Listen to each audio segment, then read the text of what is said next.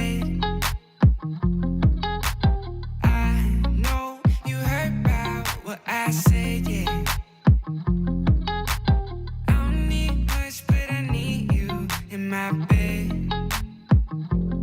Really, 'cause I can't take it any longer in my head, yeah. So, darling, darling, yeah, yeah, oh, I've been falling, falling, yeah, yeah, I've been falling for you. Summertime blue in your eyes, know you. Looking for a vibe in your life, so darling, darling, yeah, yeah, oh. You've been running, running, you've been running for way too long. Can we find love, or is that too much? That too much. Baby, are you down, down, down, down, down? When you touch down, yeah, tag me with the pound. You owning the town, town, town, town, town. Tell me when you when you touching down, down, down, down, down. So I could come around, round, round, round, round. I know that you don't mess with no clowns. I know that you down, down, down. Yeah, oh, we're only starting, but I'm falling for you right now, girl. I know it's crazy with you. No, things get hazy when I'm in your world. So, baby, where you been all my life when I was always down on the pavement? I was out waiting in my spaceship for you to lift me up and take me places. So, darling, darling, yeah, yeah, oh, I've been falling, falling, yeah, yeah, I've been falling for you. Summertime blue in your eyes, know you. Looking for a vibe in your life, so darling, darling, yeah, yeah, oh. You've been running, running, you've been running for way too long. Can we find love, or is that too much? Need to know. Baby, are you down, down, down, down, down? When you touch down, yeah, tag me with the pound. You owning the town, town, town, town, town. Tell me when you when you touching down, down, down, down, down. So I could come around, round, round, round, round. I know that you don't mess with no clowns. I know that you down, down, down.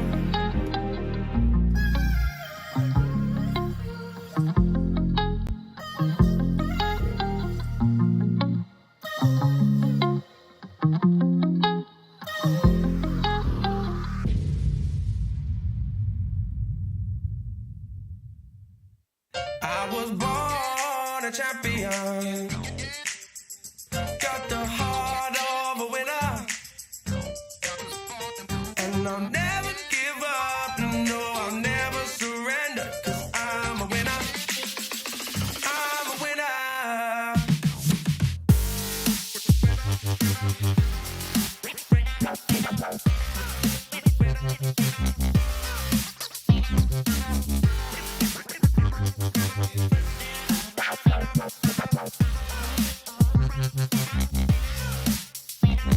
You gotta keep on, keep on, keep on. Don't let them stop you when it hurts. Keep on, keep on, keep on, yeah. Don't let them stop you from winning and winning and winning again. I was born a champion. Got the heart of a winner. And I'll never give up. No, I'll never surrender. 'Cause I'm a winner. I'm a winner.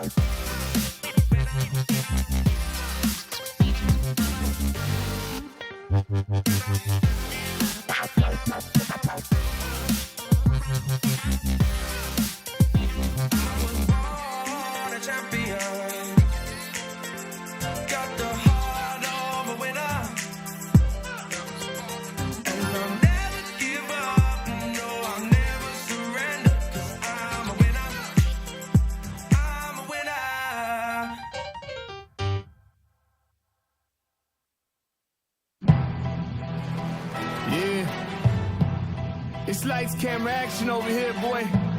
I'm the paparazzi's finest. Sit back and watch the show. Woo! The fire burning my soul, the passion in my eyes. My people starve, the hunger pains feed my desire. And I desire a throne, a scepter with a castle. I'm the king of this jungle, they call me Mufasa. It's simple, I'm son of these dudes. On my Usain Bolt, yeah, I'm running these dudes. I try to explain I'm not the norm. When I'm in red form, we still on the runway. I ain't even airborne. Keep my windows tinted so they don't know who's in it. I ain't afraid of the dark, I was raised in it. My sins is unrepentant, my words is authentic. I tried to come clean, my heart wasn't in it. Lazy boy living, the squad is so turned. Shaking their heads like men and boys and never learn. Who gon' stop me though? Until the curtain close, pull up a chair, sit back and watch the show. You know, say my name in the streets and they say, about to go. I can feel the hate, yeah, they pray that I fall. Sit back and watch the show. You know, say my name in the streets and they say, about to go. I can feel the hate, yeah, they pray that I fall. Sit back and watch the show. I got champagne wishes and caviar dreams. Had them haters bow down and kiss the ring. They offer the inch, I took the whole thing. My side piece is ratchet, but my lady's a queen. They ain't loyal, but that don't make my blood boil. The game is deep rooted, I was raised in the soil. Lights, camera, action, paparazzi attraction. What's next for 'em? You know the streets asking. I'm self-made, CEO, I'm self-paid. The game's thirsty and I'm a glass of lemonade. These boys must got me twisted, French braids. I'm so disrespectful, spitting on their graves. I'm trying to bury them 6 feet at the cemeterium. I'm offended the blogs who try to put me next to them. Who gon' stop me, bro? Until the curtain close, pull up a chair, sit back and watch the show. You know, say my name in the streets and they say, about to go. I can feel the hate, yeah, they pray that I fall. Sit back and watch the show. You know, say my name in the streets and they say, about to go. I can feel the hate, yeah, they pray that I fall. Sit back and watch the show. I've been knocked down but never out. I hit that canvas, but never seen more than a 6 count. I'm the reason they packed the arena. I'm the reason these young girls is at the top of their lungs screaming. Camera phones flashing, everybody clamoring. These clowns jacking my style, they wanna be him. Before I blew, I told them what I'm about to do. Now watch the SHOW. You know, say my name in the streets and they say, about to go. I can feel the hate, yeah, they pray that I fall. Sit back and watch the show. You know, say my name in the streets and they say, about to go. I can feel the hate, yeah, they pray that I fall. Sit back and watch the show.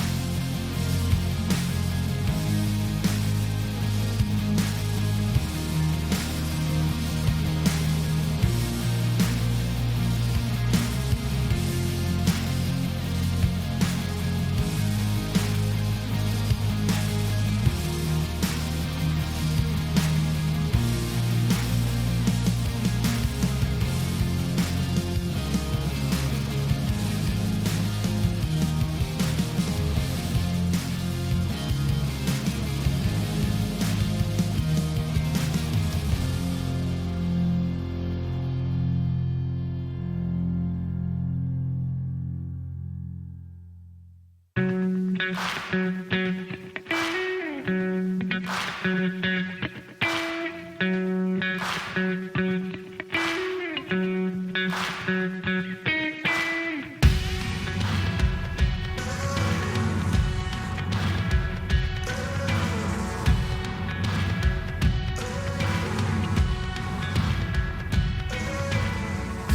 stock late night, take a view of the city. Out say, are you with me? Are you getting down, down, down, down? Take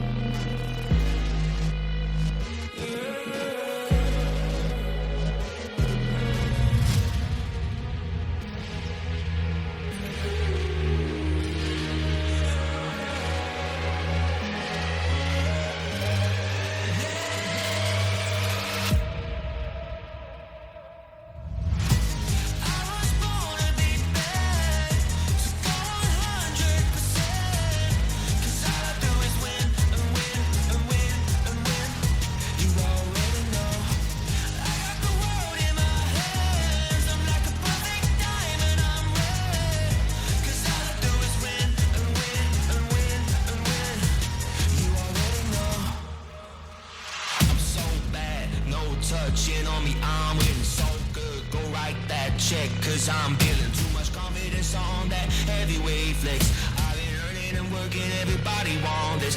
I'm untouchable, stacked up Greek god. I got the thunder and lightning, energy rush.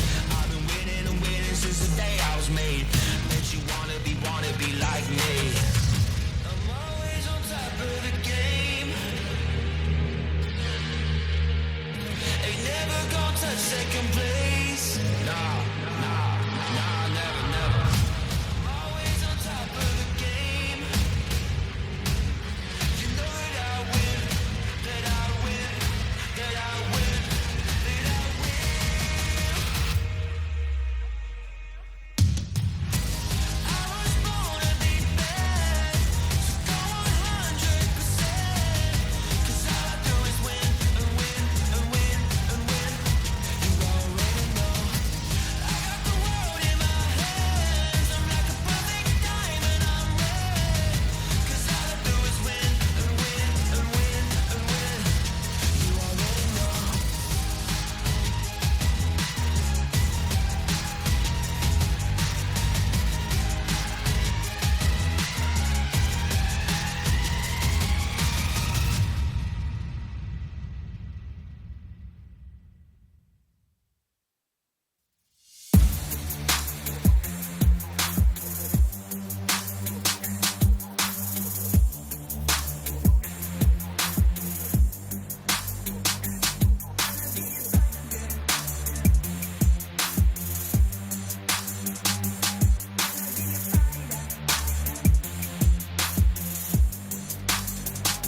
I'm gonna be a soldier, gonna be a fighter.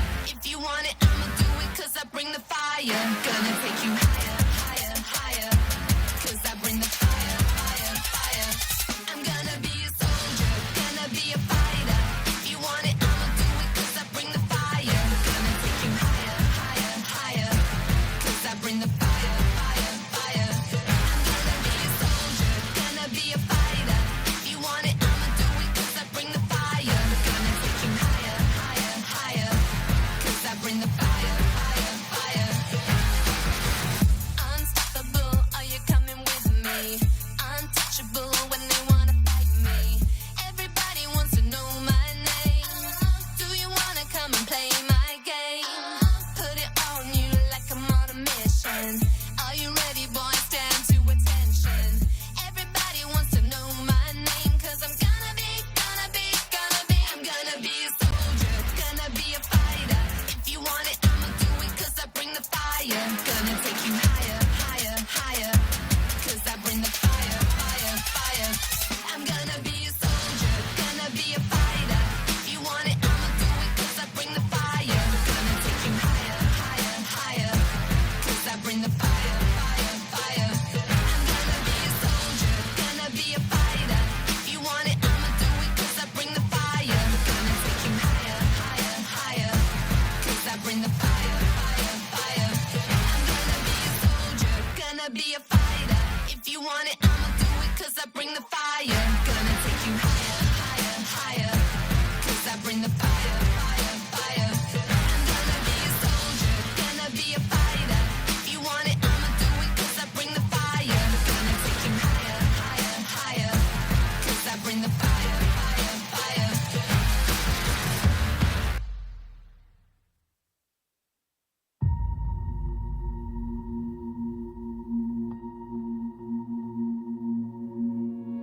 You're gonna sell all that you had before you.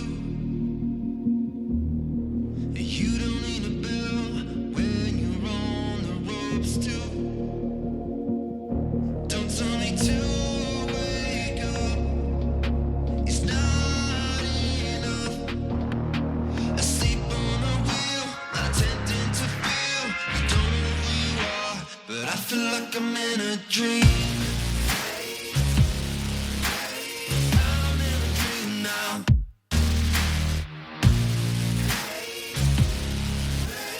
I'm in a dream now.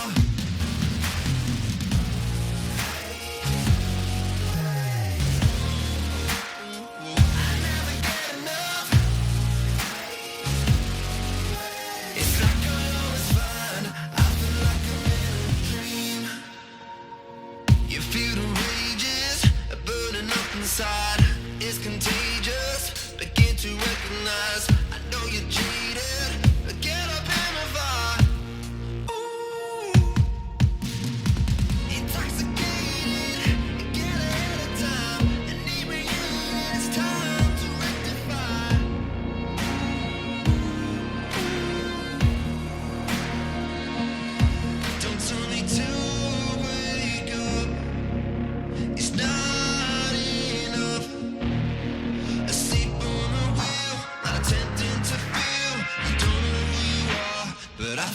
like I'm in a dream. I'm in a dream now.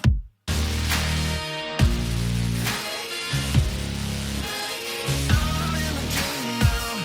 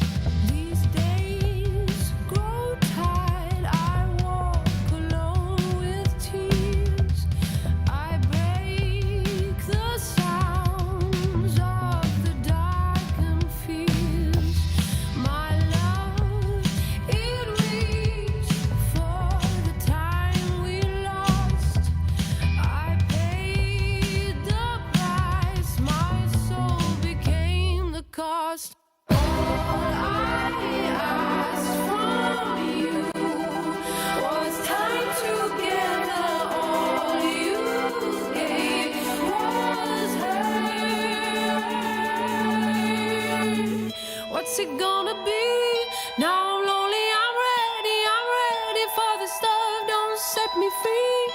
What's it gonna be? Now I'm lonely, I'm ready for this love. Don't set me free. What's it gonna be? Now I'm lonely, I'm ready for this love. Don't set me free. What's it gonna be? Now I'm lonely, I'm ready for this love. Don't set me free. I gave my love like you asked me to. You stole my trust. Now this time is through. All I asked from you is time together. All you gave is hurt. What's it gonna be? Now I'm lonely, I'm ready for this love. Don't set me free. What's it gonna be? Now I'm lonely, I'm ready for this love. Don't set me free. What's it gonna be? Now I'm lonely, I'm ready for this love. Don't set me free. What's it gonna be? Now I'm lonely, I'm ready for this love. Don't set me free.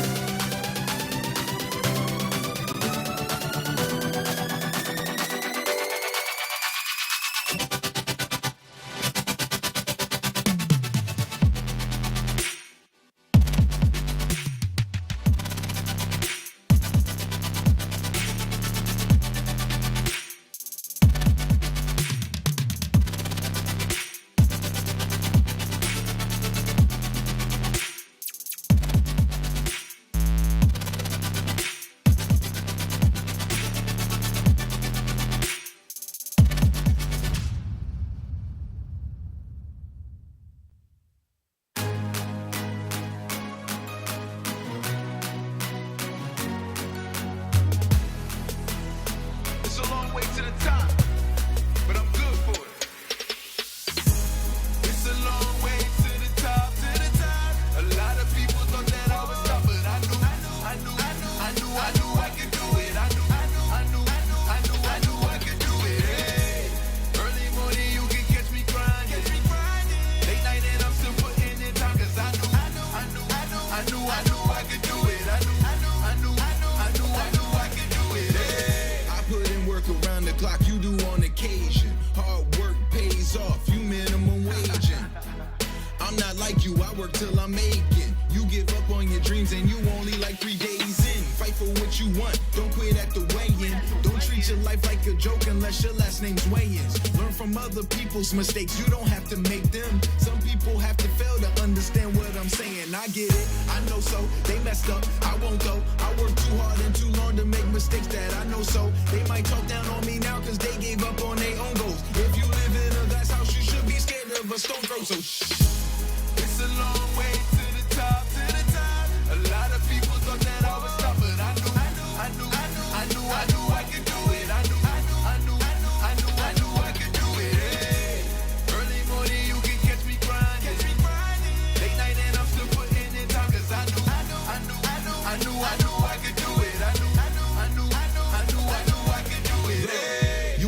enough, you can do it. If you just watch me, then I can prove it. Started just me in a dream, then I turned that into me leading a whole movement. Everybody around me eating, cause I wouldn't take a seat when they told me to chill out, they keep it a bill. Now my visions weren't what they were seeing. I get a check now, yeah. Look at my neck now, yeah. Full of baguettes now, yeah. Can't help but flex now, yeah. My come with some commas, can't tell I'm a chameleon. That means I don't need to be in your face, you should know I'm out chasing these millions. You gon' see it when I pull up in that skirt. Ask me how I did it, putting in that work. It's a long way to the top, but I work hard and trust no obstacle will stop me till I'm 6 feet in the dirt, you heard? It's a long way to the top. A lot of people thought that I would stop, but I knew I could do it. I knew I could do it. Hey. Early morning, you can catch me grinding. Late night and I'm still putting in time, cause I knew I could do it. I knew I could do it. Hey.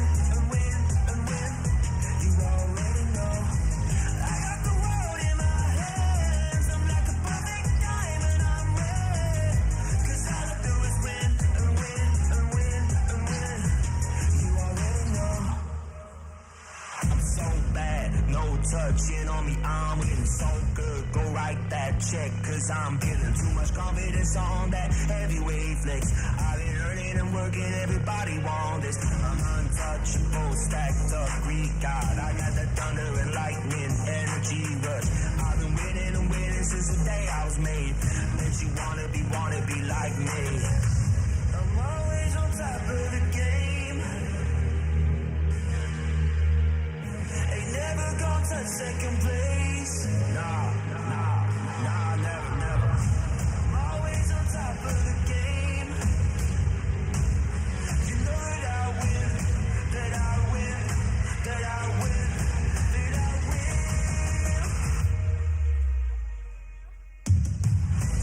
I was born to be bad, so go 100%. 'Cause all I do is win and win and win and win. You already know. I got the world in my hands. I'm like a perfect diamond, I'm red. 'Cause all I do is win and win and win and win. You already know.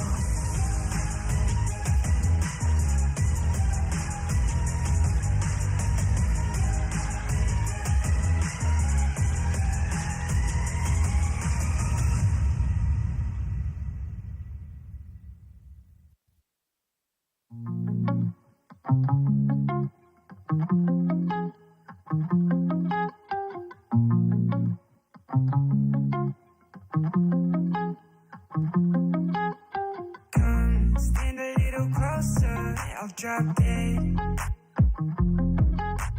I know you heard about what I said, yeah. I don't need much, but I need you in my bed. Really, 'cause I can't take it any longer in my head, yeah. So, darling, yeah, oh, I've been falling, yeah, I've been falling for you. Summertime blue in your eyes, know you. Looking for a vibe in your life, so darling, yeah, oh. You've been running for way too long. Can we find love, or is that too much? Baby, are you down? When you touch down, yeah, tag me with the pound. You owning the town. Tell me when you touching down. So I could come around. I know that's you, don't mess with no clowns. I know that's you, down. Yeah, oh, we're only starting, but I'm falling for you right now, girl. I know it's crazy with you, know things get hazy when I'm in your world. So baby, where you been all my life when I was always down on the pavement? I was out waiting in my spaceship, you to lift me up and take me places. So darling, yeah, oh, I've been falling, yeah, I've been falling for you. Summertime blue in your eyes, know you. Looking for a vibe in your life, so darling, yeah, oh. You've been running for way too long. Can we find love, or is that too much? Need to know. Baby, are you down? When you touch down, yeah, tag me with the pound. You owning the town. Tell me when you touching down. So I could come around. I know that's you, don't mess with no clowns. I know that's you, down.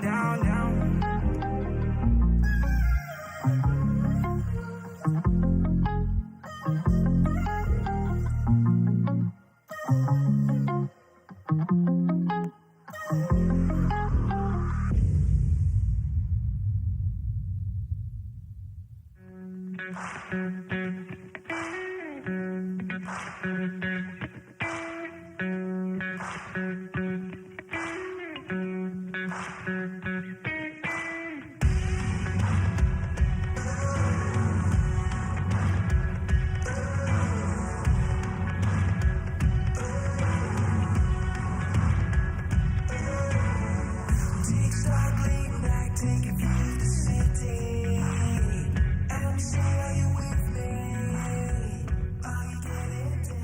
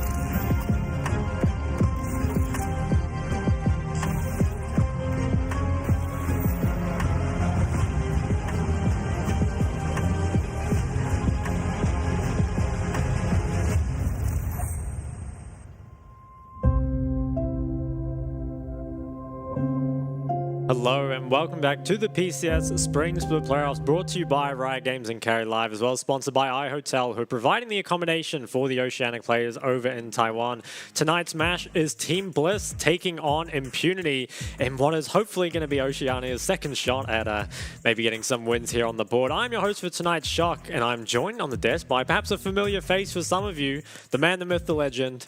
It's Amelg.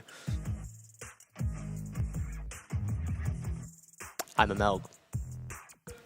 Okay, well, welcome back, buddy. I always wanted to do that. Oh, there's your chance. Okay, so what are you thinking about tonight's match? I mean, obviously yesterday it perhaps didn't go the way Oceanic fans wanted it to, but I think Team Bliss, I mean, they beat Chiefs, right? They seem like the stronger team. Coming up against Impunity, I think Impunity, I mean, maybe we could talk a little bit about their strengths and weaknesses. I do think one area that Bliss could perhaps attack is, I don't think Impunity are that great at drafting, and I think one of the strengths that Bliss really had in Oceania was their drafting. So that could potentially be a way they come out ahead. Yeah, I do think that, one of the big points and big factors of success for Bliss in, the LCO split was that they were able to bring so much draft flexibility to each game, right? They weren't afraid to try out new stuff that hadn't really been seen before. We saw like a Rengar jungle, for example, of many things. And I think that, yeah, I do agree that that is something that they will definitely have over Impunity, right? Because, I feel like it takes, a lot of I guess inner strength to be able to, bring out these picks in such an important match, right? And they aren't afraid to do that at all.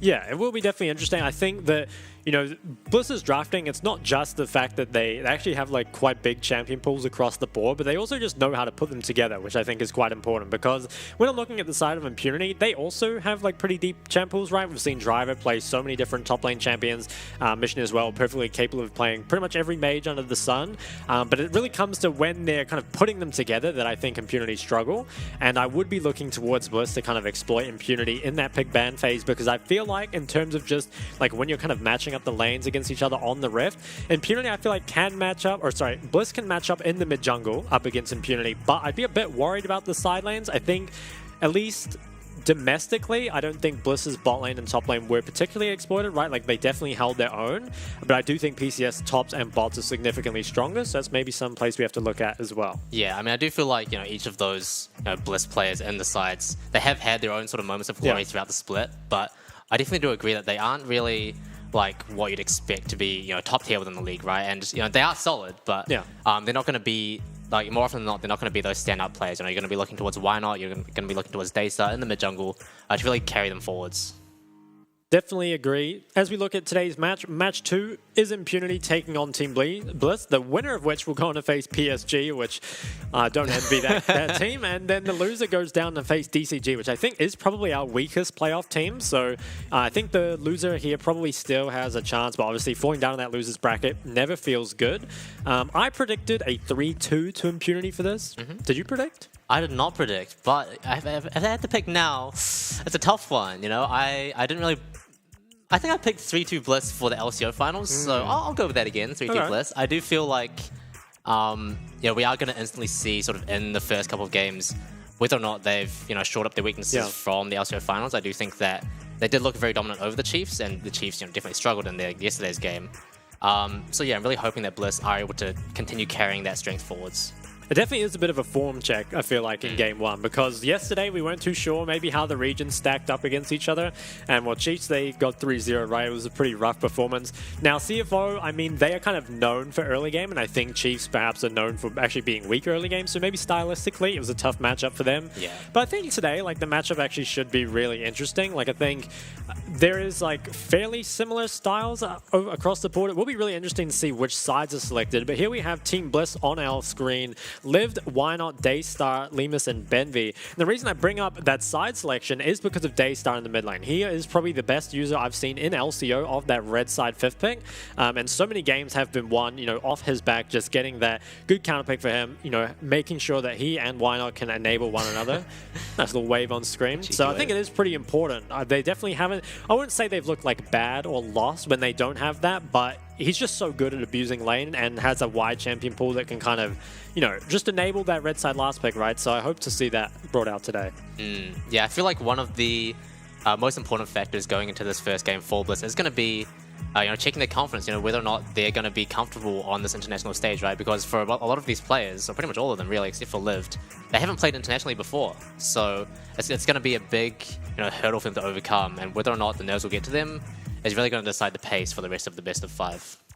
Definitely could be interesting. Yeah, it wasn't even something that even occurred to me, but here we have on the other side Impunity, Driver, Alex, Mission, Atlan, and Nature. And for those Oceanic viewers joining us, this is kind of a team that was initially built around those really strong solo laners. So Mission, probably the most lane dominant mid in the competition, as well as Driver, who, again, another great user of that counter pick, plays lots of the carries, played the likes of the Gwen, the GP, but also looks very strong in the tanks as well. So I'd be looking towards them, although in recent times, Atlan on the Draven has looked a treat. And Impunity do select red side, which I think is a smart decision. I think a lot of this kind of draft will come down to, who gets the better solo lane matchups, and also just denying Daystar that red side last pick, I think makes it so much easier. Yeah, I'm really looking forward to see Impunity play, in the playoffs, because I feel like they've sort of had their own evolution stages as the split has gone on, right? Because in the first couple of weeks, it was more the Mission show, and he was very good at accelerating those leads, or finding those leads, first of all, and then accelerating them for his team.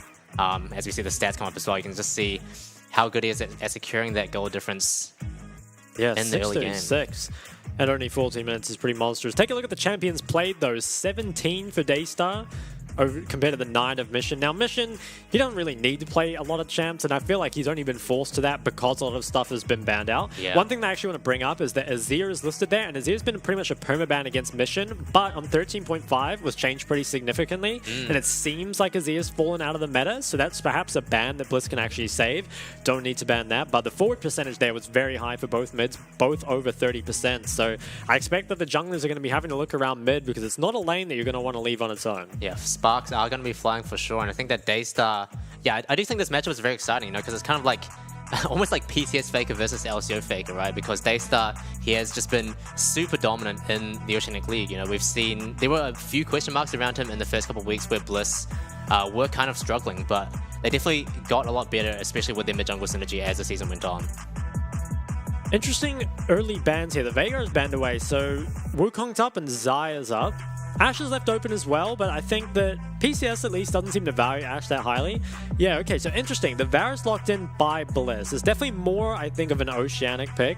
We haven't seen Varus find a lot of success in the PCS. It's more been about those team fighting kind of carry ADCs. Have to see what that match is. Zeri, Lulu is available. There's also the Wukong that could be taken. And Zaya's still up as well, so there are a lot of options. I think one of the kind of BT ADCs. Okay, so they lock in the Kai'Sa, which is interesting. I mean, definitely wasn't the way I'd expect this to go. I like picking up the Wukong.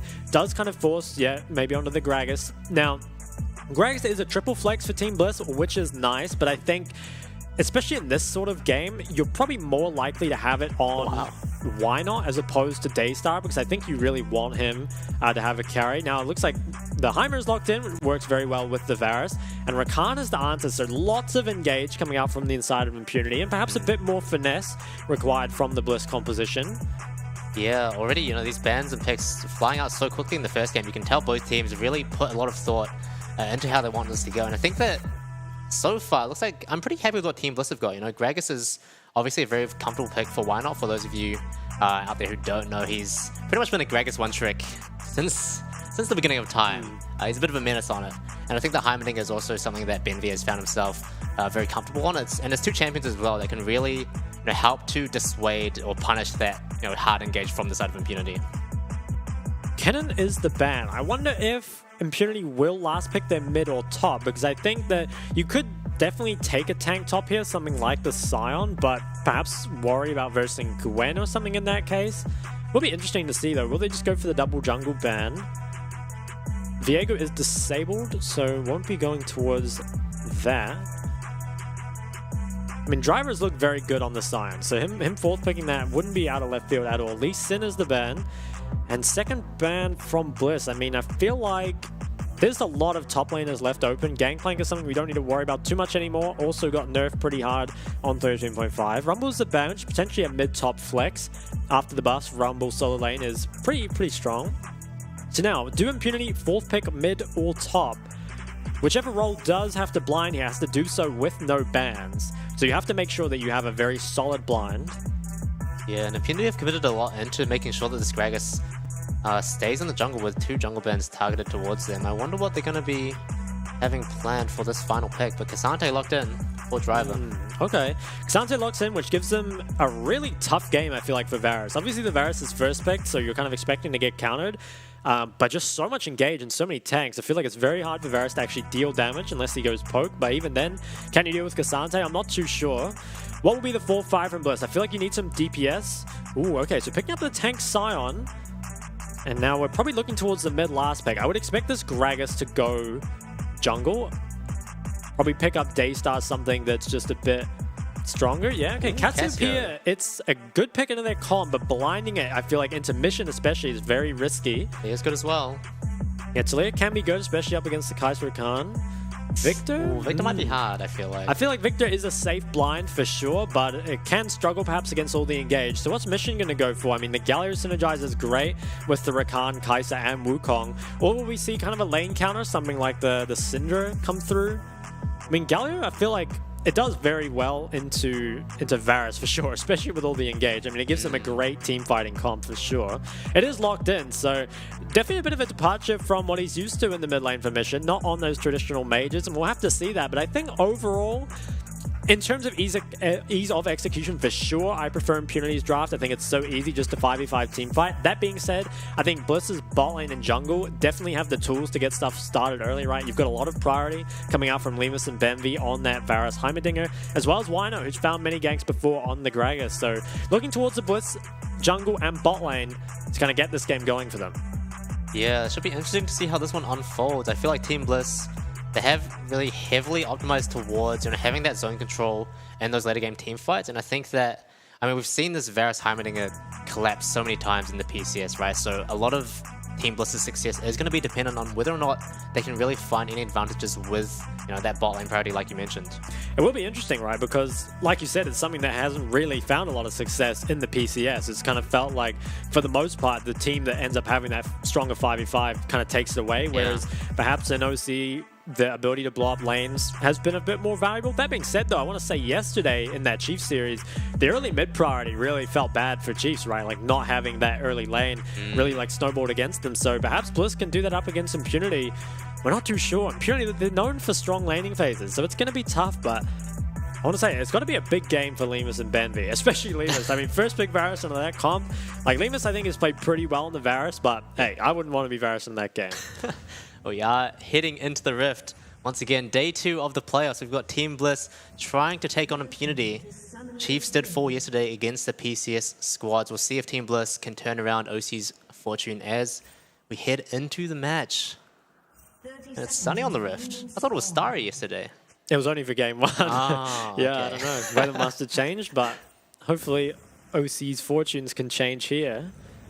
Will we see a level 1? I mean, we've got the Heimerdinger, so we obviously want to protect those. It is the exhaust picked up by the Heimer, and actually fleet footwork on the Victor. So it's something that we've seen a couple times, but it's kind of surprising to me that it got picked up this game. I feel like if you do want kind of the scaling, something like Phase Rush might be better. I mean, I guess the nice thing about it is it gives access to Tenacity, which is really good up against this comp. Yeah. Still feel like it's a little interesting, though. I mean, I guess we'll just see how it kind of works out. Also, is the Phase Rush on the Gragas in the jungle. We've seen a lot of different things in the PCS. We've seen, I believe, Electrocute, Dark Harvest, and even Predator as the top laners, paying a bit of respect to one another.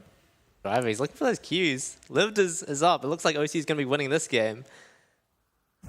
That's actually not a bad advantage to start the lane with. Why not? Going to be starting on the blue side. Solo start. Same with Alex. Yeah, so it looks like both junglers definitely clearing towards that bot side. Makes a lot of sense. I think any lane with Varus and Heimerdinger in it is just by nature very volatile, right? There's those double ranged, always have to push, which leaves themselves vulnerable to getting ganked. How much can they get done in this lane? I mean, I think we have seen Benvi and Lemus play this combo many times. I feel like to mixed success, sometimes they've had, honestly really great games. I remember one where they 2v3 to bot gank, which was, exceptional for them. Other games, though, have found themselves falling far behind on champs that can't really afford to do so. Yeah, they have opted for this, 2v2 bot lane quite a lot, so I'd have to hope that, they have enough practice on it to be able to recognize good situations from the bad and really try and leverage the experience in these matchups.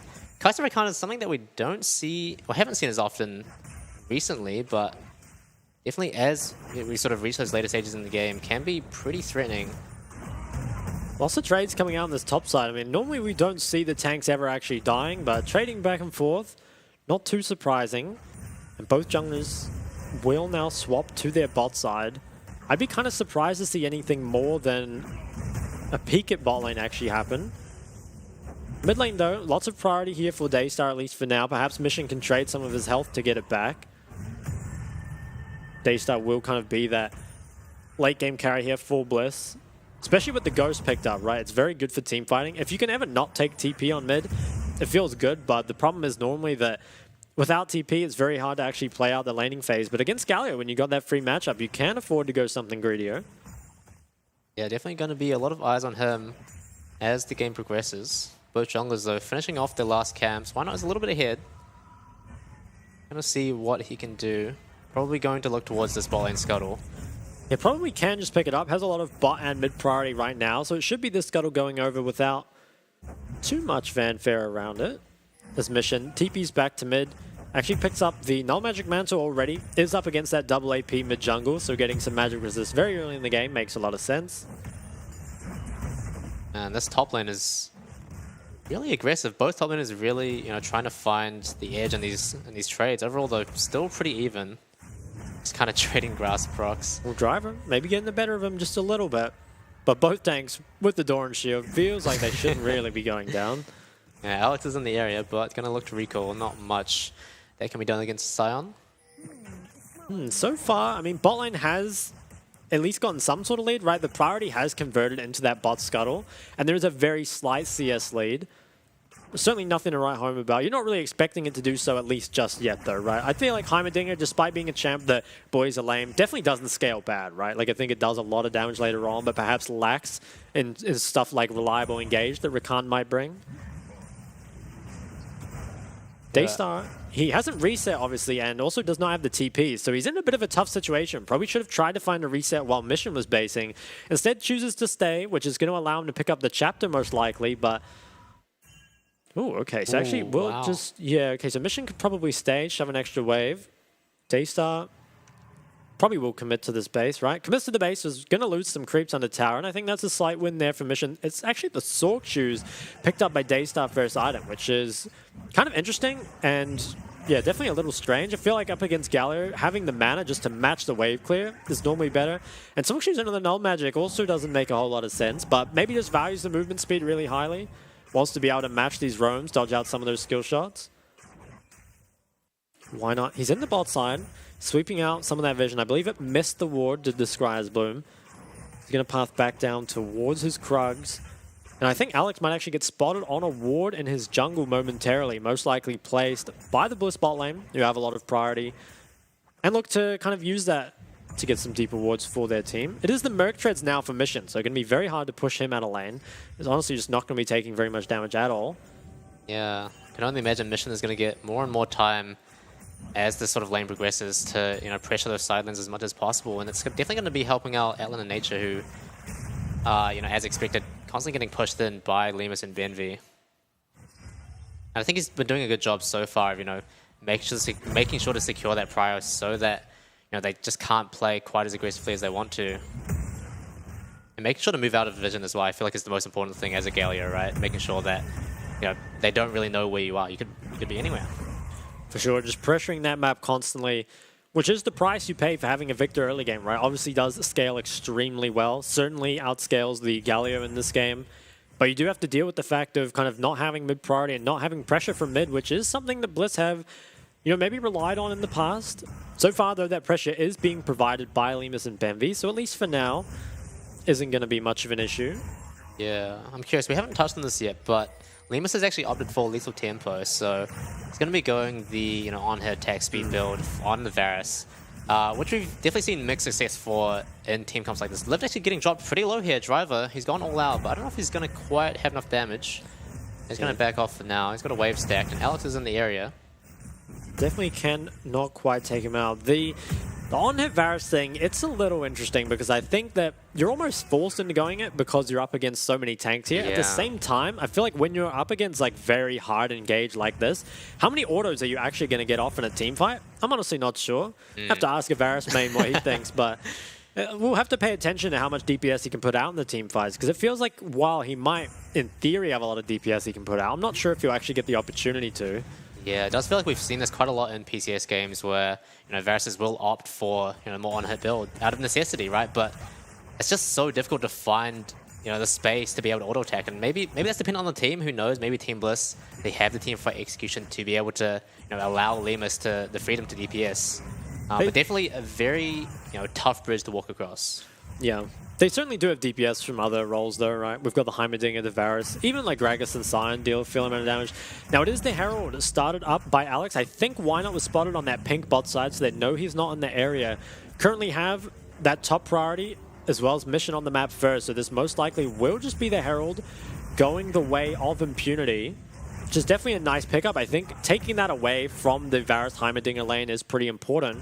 Mission, there's pings onto him in mid. With the Merc Treads though, can't feel like he's in a gankable position. He's actually just able to contest the wave 1v2. What a Giga Chad.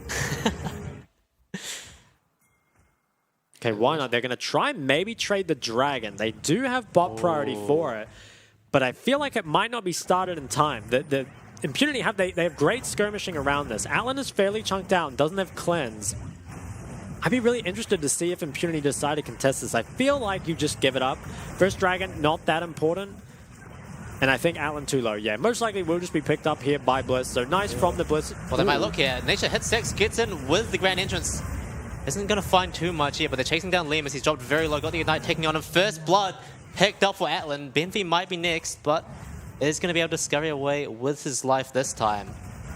But Impunity punishing potentially greedy Dragon there. You know, the timing just didn't feel quite right. Impunity find a good angle and they take it. You see a trade in the top lane as well.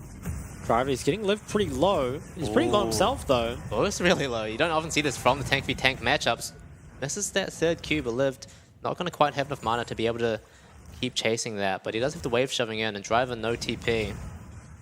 Overall though, good early lead for Impunity Mission. Oh, he's forced out. And he's playing with fire there, but he's able to make his way out alive. A lot of action across the Rift. Taking a look at the replays, so they managed to pick up the drag, but there's just so much hard engage that can come out from Impunity.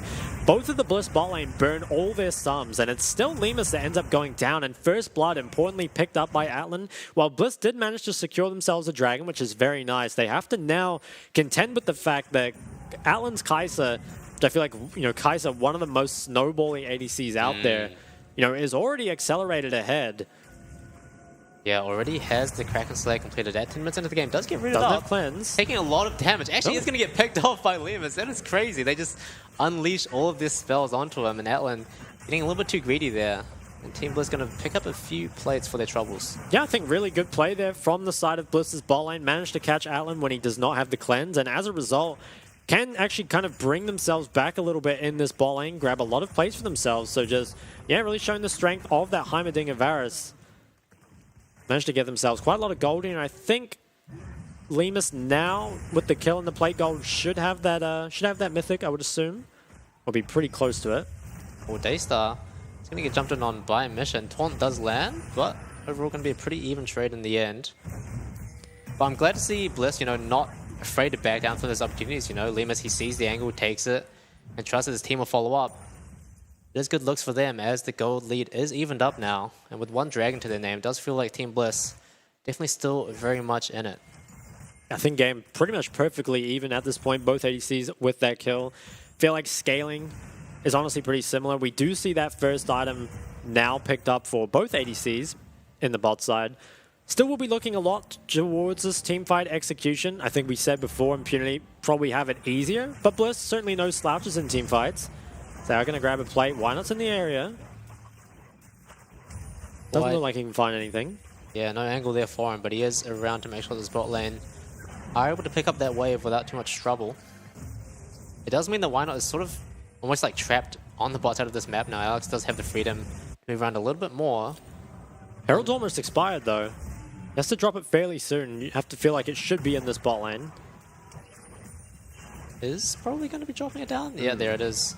Is going to give the little bit of extra gold over to Atlan as well. Try and accelerate him just a little bit further. Driver, once again, looking in on Lived. Lived uses the Silent Ultimate. Driver is going to try and chase this one down. Doesn't have Ghost available yet, but he's going to land third Q. Not quite. Lived most likely going to make it out here. Might actually keep looking for this trade. Does have the Sunfire completed already, so definitely still is quite strong in these little fights, but both tanks once again going to move back away. BNV might get caught here. Lemus actually going to be the target. Impunity all diving in onto him, and Lemus is going to get dropped down once again. Similar fashion to earlier, and I can't help but feel like this is kind of a microcosm for things to come later on, right? Because if this is happening in the early game, you can't imagine how difficult it's going to be for Lemus to be able to find opportunities to DPS later on. Definitely agree, I think. Especially when you've got that no flash, right? It becomes so difficult. Liv, he's in a bit of trouble here. Does flash out. The Ghost is here for Driver, though. Why Not's in the area? Can he get here in time? Why Not should be able to save him here. Driver, though, is still looking for it. Isn't quite going to have enough to chase him down. He's still going for it. This is a bit too greedy from Driver. Daystar's in the area now, too. Driver has no way out. Explosive Car's going to be dropped down. Mission is here to try and provide support, though. And Daystar now going to be the target. Alex is here as well. Picks up the kill onto Daystar. Why Not is the next target, forced to flash over the wall to safety. And what looked like a good skirmish for Team Bliss ultimately turns in the favor of Impunity. It certainly did, and I think just Driver able to honestly buy so much time there. Xante's so tanky, and in this early game, right, while the Victor gets priority over that mid lane, isn't kind of scaled up to the point where he can kind of win those skirmishes. And importantly against Galio, priority is not the be-all, end-all, because can always just ult to those fights. A lot of damage is traded back onto Alex. It looks like it will just be resets coming through. I mean, we'll take a look at this again. Initially started off, I guess, Lived stayed around a bit too long on low mana. Did get chased down by Driver, who does have the Ghost. I wonder if maybe if Lived... Yeah, I guess he couldn't wait any longer. If he'd maybe to flash the wall, but I think couldn't get there in time. Now, Why Not was here, and even with the first move from mid from Daystar, the problem is that Mission can always just ult here, and Daystar just does very little damage, right? Still did not have the Liandries at this point in the game. And yeah, like the fight ends up going on long enough that Alex is able to get here with that flash engage. Just take him out. It's very difficult to be that immobile Victor and Varus into this sort of composition. Why not? Caught out. He does He's flash. Get knocked up here. Gonna survive this time. There's gonna be Recano expended for that failed pick from Impunity. Now Daystar looking to see what he can do. The Ghost has been burned. If Impunity can kite this out, perhaps can look to turn back onto it. Lift is here early, so I think this actually should go the way of Team Bliss. The Dragon is quite low. Will there be a fight afterwards, though? Nice stun from Benvi to dissuade any kind of look from Nature. He did have the flash available, but no opportunity for him there. It's Team Bliss, they should look to evacuate now. Daystar might get looked on by Driver. All Out is available. Daystar not quite going to get knocked up by Nature. Is going to get dropped very low in return. But lots of little skirmishes going on here. Why not gets picked off by Alex? He's on a killing spree now. Liam now going to be the next target. Alan dropping very low. Is going to get picked off 1-for-1. Now Daystar the target. Is going to get found by Driver now. Lived, is he going to be able to find the return kill on here? Probably not. Nature is around to support. Driver's still looking for this. There's no kill pressure there, but he wants it for sure. He's a little bit too angry. Overall, Impunity once again finding the edge in these skirmishes. Impunity, yeah, they come out massive, and I think it's tough for the side of Bliss, right? You kind of want these fights because you've got a bot lane that has priority and should be strong at fighting early. At the same time, though, we've got this Victor who really wants to just sit back and scale and not really be involved too much. I think the more fights a Victor is involved in the early game, the worse it is for him. Initial engage is kind of a slow affair. Daystar does not have the ghost, but does have the flash, and he manages to kite out for quite a while. Nature just barely misses, and Lived and Daystar I feel like are doing a good job. Disaster really strikes, though. When on the side, Why Not is just solo killed out by Alex. Didn't have the vision there. And Lemus, credit to him, did manage to trade back 1-for-1, which, I think as a Varus in this situation, pretty damn good result. But it's really kind of showing the weakness, right, of that Varus first pick. It's something that the PCS has gone away from, particularly because of games like this, right? Because if tanks and lifesteal come through, it's so hard to play the poke Varus. And then once you're forced to play the on-hit, if you just have engage, it's so hard for Varus to actually get to deal the damage that he's capable of. Yeah, it's looking really rough for the side of Team Bliss. It feels like they haven't quite found that bar of execution that they need for these fights. They're still going to get looked on once again. Driver continuing to be aggressive in the side lanes, making sure the play to his limit, but Benvy is in the area now. They might look for this dive. Why not? Going to drop a lot of damage on the Driver. Explosive cast is going to go wide, all out. Pop for Driver, going to try and find his way out now, but Daystar, they might just have enough damage to get the kill here. Oh my god, quite. He gets out. Driver, he knows his limits, and in the meantime, the mid tower does go down. Oh, Alex, he's in the area. Why Not has flash, although Daystar has no sums. This 3-0-2 Wukong going to be pretty scary. He's not afraid of this 1v3 situation. He's got Nature available soon, but not quite. Mission drops the ultimate, and now Why Not Daystar both on the run. Daystar still doesn't quite have enough damage available to try and get these kills. Meanwhile, on the left side, Nature getting a bit too cheeky. Oh, Daystar gets picked off. Why Not is next. Oh, has the ult here for Alan. Well, Nature. A little bit too excited there. Pops the ultimate. Oh, very close actually on the arrow. I think Impunity probably should just disengage. Maybe Liv can find something. He does not have the ult. Looks like everything will just be kind of reset. So once again, a small win here for the side of Impunity. They get that mid tower. They managed to take down Daystar, who does still not have the sums. Now does have his Leandries completed, but you have to feel like so much has happened in this game that you'd rather just be stronger. Worth noting, though, it is 2 dragons for Team Bliss, so they certainly have time to scale up this Victor if they want to. Right, if you can try and get towards some of those later game team fights. Yeah, I think most crucially in that skirmish, it did end up being a net positive for Impunity, and that was a 4v5 for them. Team Bliss expending 5 members down to the bot lane. Meanwhile, Driver, he's just driving down the mid lane, farming those minions, making sure to deny as many creeps as possible. Now the gold lead. 4.5k head for the side of Impunity. Mission now looking to bully Daystar as much as possible. Really just trying to make this game as difficult as possible for the Victor trying to scale. I like it. I think stopping Victor from farming is definitely a big win condition in this game. I think the Varus is a lot easier. Now, Liv, he's extremely tanky. Maybe you have to take out the tower before you think about going for him. The Cyanol is not yet up. It's very soon, though. Driver pushes them back, actually. Liv forced the flash away. Cyanol not quite available yet, but is going to be good now. Why Not is in the area now, though. Alex and Driver still unrelenting, trying to deal out as much damage as possible. Nature now finds a grand entrance onto Why Not. Doesn't have the ultimate available. Mission finds a taunt as well. Why Not going to get dropped down by Mission. And Impunity keep finding these small picks for themselves. Slowly but surely are building themselves up a lead here. Lemus, he has no Lemus. Ricano is now available. Grand Entrance doesn't connect. Not that it matters anyway. Lemus eventually going to get picked off and now Lived. Going to be trying to fight his way out of this one, but All Out hops him back into the side of Impunity to their waiting arms. And Team Bliss, they're in shambles. They are now down 6,000 gold. It is the 3rd dragon spawning in 10 seconds. I don't think Bliss can get there in time. I mean, Lemus is still going to be dead. Maybe if Daystar can stop some recalls. Actually, the Galio W. Okay, he stops Atlan. Oh, he's ghosting after him, but I'm not sure. That was around. Daystar might actually be able to make something happen here. It does have the Leandries completed. Could maybe go for it.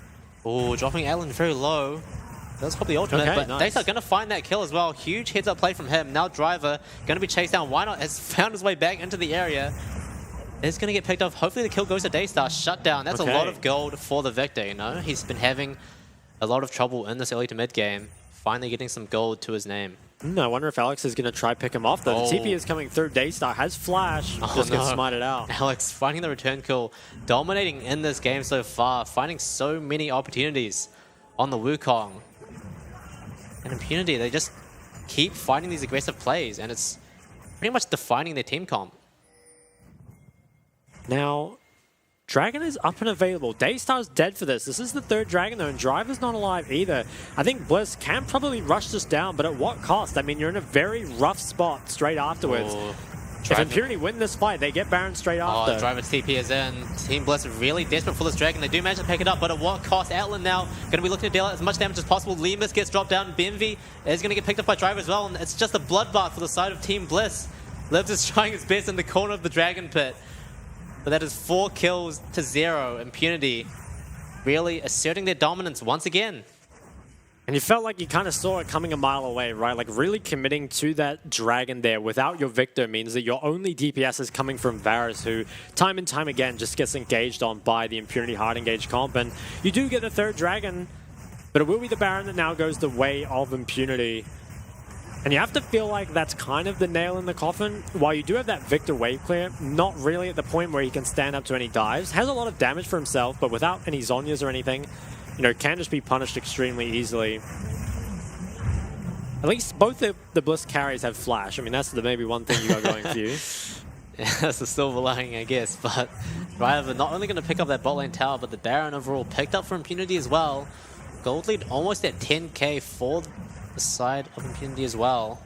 It's really not looking good for Bliss. They do have 3 dragons in the name, so potentially can look towards that Dragon Soul as their potential win con. But even then, it's still rough. Daystar trying to get revenge for his woes in the early to mid game, but Mission trading back with a decent amount of damage of his own. Is going to make it out of there alive. We'll get the reset off. Gonna path out. Does not have TP for himself, so it actually does delay Mission being on the map here quite a bit. So nice little, I want to say, delay there from Daystar. Mission, though, Magi Machine has picked it up. 10 stacks. Will he get more? Tier 2 tower was dropped by Driver. Now it's just the Tier 2s on mid and top still remaining. And Mission, he's perhaps looking for a flank from bot side. I think a dive is probably still out of the question while the Bliss carries have flashes up. Maybe if they execute it well. This tower is getting very low. Hopes are definitely not high for the Bliss squad, unfortunately. It does feel like, you know, the one thing they had going for them in the draft was having the tools to be able to, you know, try and disengage as much as possible from Impunity. But even at this stage of the game, when Impunity is so far ahead, Mission just going to try and find an angle straight away. Allen jumping into the backline. Lemus and Liv deleted straight from the map. Benvie is going to be next. Oh, Liv now getting dropped very low. He's going to use the silent ultimate to try and make it out of there. But now Daystar, the only remaining member of Team Bliss, and this might potentially be the end for Impunity. 24 minutes into the game. Driver not quite going to find Daystar in that one. I think they can do it. It is really just Daystar against the world. He has both his sums and I mean, actually could probably hold on. Yeah, I think he can. There is just still enough wave clear for him able to defend this. But that is the mid inhib picked up. And now more than a 10,000 gold lead for the side of Impunity. And perhaps most importantly, the Magi's goes up to 18 stacks. That is really scary. You don't often see that on the Galio, but Mission is really making it work. You know, he's a little bit behind in CS, but he's making up for it with engages like these. The engage is just so strong, and even with both sums, Lemus is taken out in rather short order. Really not a whole lot he could have done there other than just not be on the same screen as Rakan. It's just taken out nice and early, and Liv, you know, he's tanky, but it's just deleted in no time at all. Yeah, is he tanky really? It feels like he just melted like paper there. Impunity, they're just so far ahead. You know, Allen, pretty much all the members of Impunity, really, they just have enough damage to be able to shred him so quickly. And it means that Team Bliss, they don't have that durable frontline that they were expecting to have. Driver, chase down on the side. He still has Ghost. I honestly could probably 1v2 this if he feels the need. Yeah, Liv's going to get looked on now. Silent Ult is available once again. Driver, though, is not backing down from the fight. Looks on Daystar now. Isn't going to quite pop the all out yet. Oh, it doesn't have it up, actually. But meanwhile, Impunity looking to see what they can do in the base. Driver is still looking for this 2v1. He's having a little bit of fun. Now Alex here. here to provide support, noticing that his top laner isn't doing too well. Now Daystar getting dropped very low as Driver's all out has been popped. It's devolved into 2 1v1s. Driver gonna drop down Daystar with relative ease. Alan, though, getting dropped down very low, does get picked up by Lemus, and now a 2v2. There's so many fights going on. Team Bliss versus Impunity down in the bot lane. BMV fighting for his life. Mission trying to hunt him down and fish out more stacks for himself. But ultimately, Team Bliss, they are going to have their base alive for now. But wait, Mission's here to join the fight. It's a crossover. BMV, shock team of face, is going to make his way out of there. Oh no, but Impunity, they might just have the game here. 26 minutes, 24 kills. Alex, no. he's not going to let BMV survive no. this one. It's an ace. And it is going to be game 1 going over to Impunity. And I have to say, not a good look so far for the LCO team. No, it was pretty destructive. 25 kills to 5. And I think I really questioned the Varus first pick. I guess we'll get a bit more into it because I feel like the Varus first pick is kind of a bait. It's really looked at in the PCS. The problem just becomes it just enables such an easy engage comp, and it was punished very well by Impunity. And we get Driver. We always get some dances in the post game from him, basically played. So it's like Driver versus Why Not? Why Not? He's pulled out a lot of these himself, but I have to say... Oh, he was about to take Alex through the wall. He can't do that, but anyway. Yeah, so looks like pretty one-sided. Now, I do want to say I don't think that's entirely unexpected because Bliss have looked so much better on red side. They were forced to play blue. And a big reason for that is because on that red side, you can get Daystar with a lot more early pressure, right?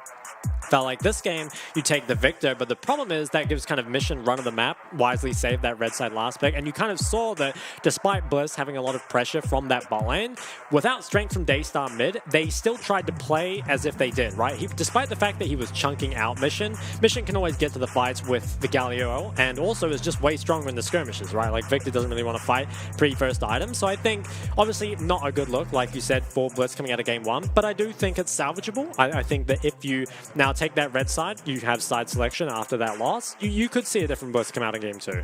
Yeah, it does feel like Impunity, once they had that small lead for themselves, especially from Mission being the main driver for their success, yeah, really being able to keep hammering that in, right? Because we just saw so many skirmishes unfolding, and it was such a kill-heavy game as well, right? You can tell that Impunity, they're just trying to turn it into a bloodbath as much as possible.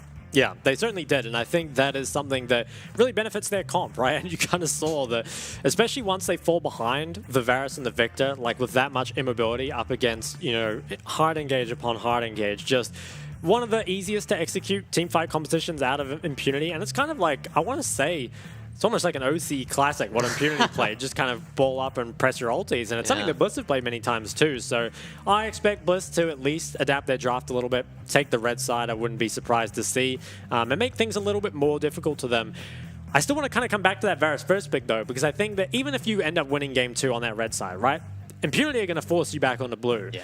And the problem is, do you really want to first pick Varus again? I feel like Xayah would be better. I feel like Wukong would be better. So I'm not really sure where the Varus priority comes from. I think maybe it's because they just really want the Varus Heimer lane. Yeah. And admittedly, the lane, I think, looked fairly solid, right? Like they had priority. They got a 2v2 kill onto Atlan. But it just becomes so hard. Like if you show your cards, if you show that Varus so early, it's not the same as if you say pick your Varus like later on, or you pick your Heimer and into like a bunch of melee champs already shown. I just think it's not quite as free as they think it is. Yeah, it does feel like you need to get that Varus, really far ahead for it to even be playable in those fights, especially against Impunity's comp, right? We just saw time and time again, Lemus is just the first one engaged on, and he just doesn't have any course of action at all. That's tough. Yeah, I mean, Lemus, he had like 6 or 7 deaths. I feel like it's not 100% on him. Yeah, like, we said at the start, you do not want to be embarrassed in that game. It's going to be very difficult. But we are going to check out some highlights here. So this was that fight that kind of broke everything open. I believe it was a 4-1 for the side of Impunity. They were chasing down Lived and Daystar, who, were actually kiting out fairly well.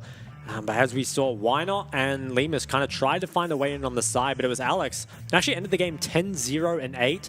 Found engage after engage, and Lemus, he traded the 1-for-1, but was still so much gold picked up. Oh yeah, and this third drag. So I think you're really hard committing to getting the third dragon here, right? Because that's your win condition. But you allow the Rakan flank, you allow the Wukong flank. Where are you gonna go after?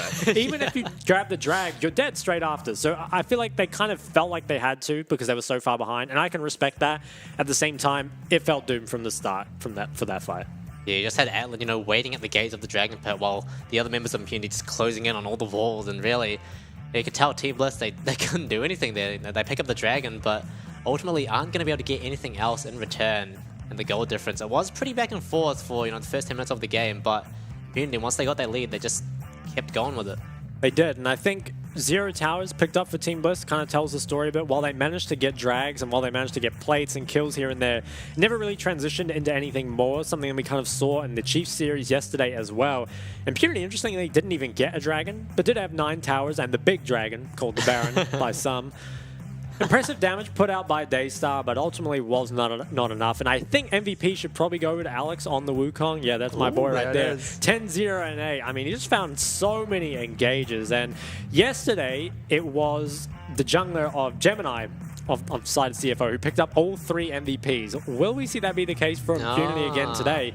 Might just be a PCS jungle difference. Yeah, Alex really just finding that early success on the Wukong and just keeps on carrying it forward, right? We saw him pull off so many ganks and just apply so much pressure all over the map. Bailing out Driver when he's getting a bit too aggressive so many moments and really just helping facilitate his team and also being the carry through himself.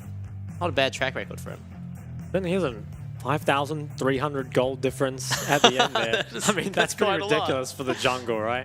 That is pretty insane. As well as 72% KP, I mean, definitely nothing to scoff at. We'll have to see. I mean, I still think that while that game 1 did look horrible, it's not unrecoverable, right? I think Bliss are going to get something that much more confident. It's the same, both of them. In game 2, where they do have that red side last pick, and I think that just makes such a big difference, right? Like having Daystar on something that can push the lane, I think would make a really big difference. And I want to see the Varus stepped away from. I really don't think it's just too hard. It's great. Yeah, it's like maybe if you can pick it a bit later on. Yeah. I wouldn't be too upset to see maybe some of those engage champs banned away. Like maybe we ban away or take the Wukong, then grab the Varus and pick a Heimer later on. Because I think if you see stuff that isn't Wukong it's like kind of the enabler for a lot of that, right? Sets up for the Kai'Sa, sets up for the Galio, kind of provides the crux of all that actually happening. And I think Bliss have looked very good on the Wukong as well. So if it's something they could take away or ban, probably would kind of fit them a little bit more. But we are going to head to a break. Pretty soon though, we'll have game number 2. So come back and see if Bliss can bring it back in this series. Exciting stuff. 非常感谢 iHotel 还特地为了队伍设置对战室，让队伍可以一起在里面团练与复盘。训练室都是采用最高规格的电竞电脑主机，3060 RGX 显示卡 ，AMD 5600X CPU，DDR4 32G， 还有 ASUS TUF Gaming 165赫兹32寸曲面萤幕。网络的部分，全馆使用免费高速光纤专线网路，对手机的用户来说也提供 WiFi 6的无线网路。选手座椅也全面是配置 DX Racer 的电竞椅。现在我们看到的是选手休息与睡觉的地方，我们安排2个人1间房间，有2种房型。床的部分是使用斯林百兰国际5星饭店的御用名床，房间内都还配置了免治马桶、雅马哈的环绕音响以及 4K 55寸的电视。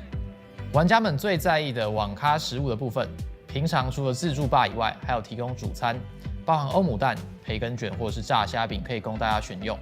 我们在拍摄的过程中，还有看到民众点的经典网咖泡面哦。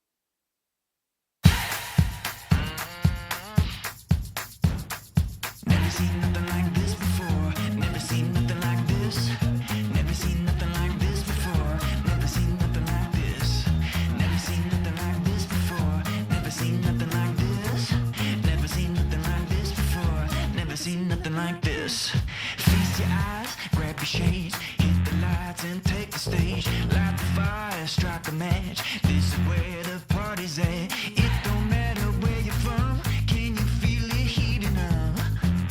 3, 2, 1, let's go. Never seen nothing like this before. Never seen nothing like this. Never seen nothing like this before. Never seen nothing like this. Never seen nothing like this before. Never seen nothing like this. Never seen nothing like this before. Never seen nothing like this. Brand new suit, custom made, fresh to death, crush the game. Always know what's going down. Got the hottest thing around. It don't matter where you're from. Come on, come on, come on. 3, 2, 1, let's go. Never seen nothing like this before. Never seen nothing like this. Never seen nothing like this before. Never seen nothing like this. Never seen nothing like this before. Never seen nothing like this. Never seen nothing like this before. Never seen nothing like this. Never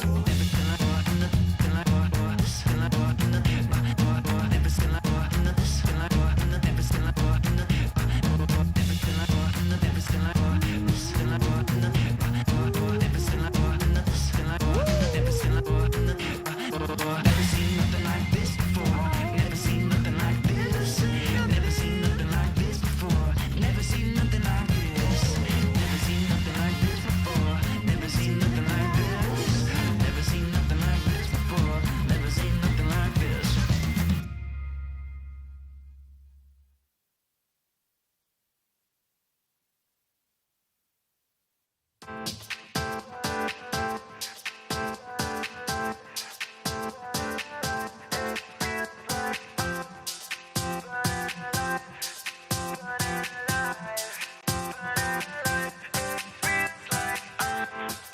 You got me waiting all night.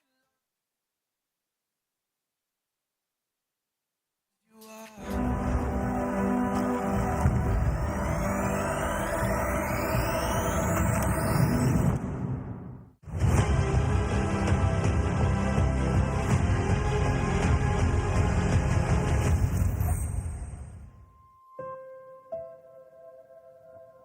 Hello and welcome back to the PCS Spring Split Playoffs. Of course, brought to you by Riot Games Carry Live, as well as sponsored by iHotel. Here we are, though, our Bliss versus Impunity series, and currently Impunity lead at 1-0 after a very dominant game 1, 25 kills to 5. Game time was, what, about 24, 25 minutes maybe? 26. 26, okay. Close. The one I didn't say, but yeah, okay. It was one-sided anyway, is what we're trying to say. Now, I have to expect Bliss will take the red side, and I think they look so much better on red. Yeah, I mean, it was a rough sight for the boys in pink. You know, not really how you want to start the series, but yeah, I do agree that they do have a big chance to pull it back on the red side. As I feel like it gives them a lot more options in the draft. You know, they don't have the first pick Ferris, they get last pick for Daystar potentially. It really just, you know, opens up a lot of opportunities for them. Lift is staring us down. He's ready. They do choose red side, okay. They've been listening. That's the face of a man that picked red side, that's for sure. Dude, why does he just keep going? Honestly, I respect it though. oh, Zooming in. Oh. Oh my. Oh, He got me feeling some kind of way. Doesn't he? He's just. I mean, this is content right here. Okay, zooming off him. Why not, as always? Okay, it's good. You know, I think it's good that their spirits are still up. You know, they don't seem too phased by this loss, and hopefully it does show that they have a few more tricks up their sleeve. And you know, it's not going to be the end for them just yet. Unless you have to hope. I hope. I definitely hope. Yeah. I mean, I think game 1 was, you know, I won't say it was just draft difference. Like, I think the gameplay obviously didn't go the way of Bliss, but I think while the draft, it wasn't like awful for them, they just didn't make things very easy for themselves. And I think especially in, you know, these big games, like ease of execution is very underrated. I think that while nerves are high, where the two teams are like relatively closely matched, just being the team that has the ability to just run forward and press your ults, it simplifies your game plan and makes playing team fights so easy.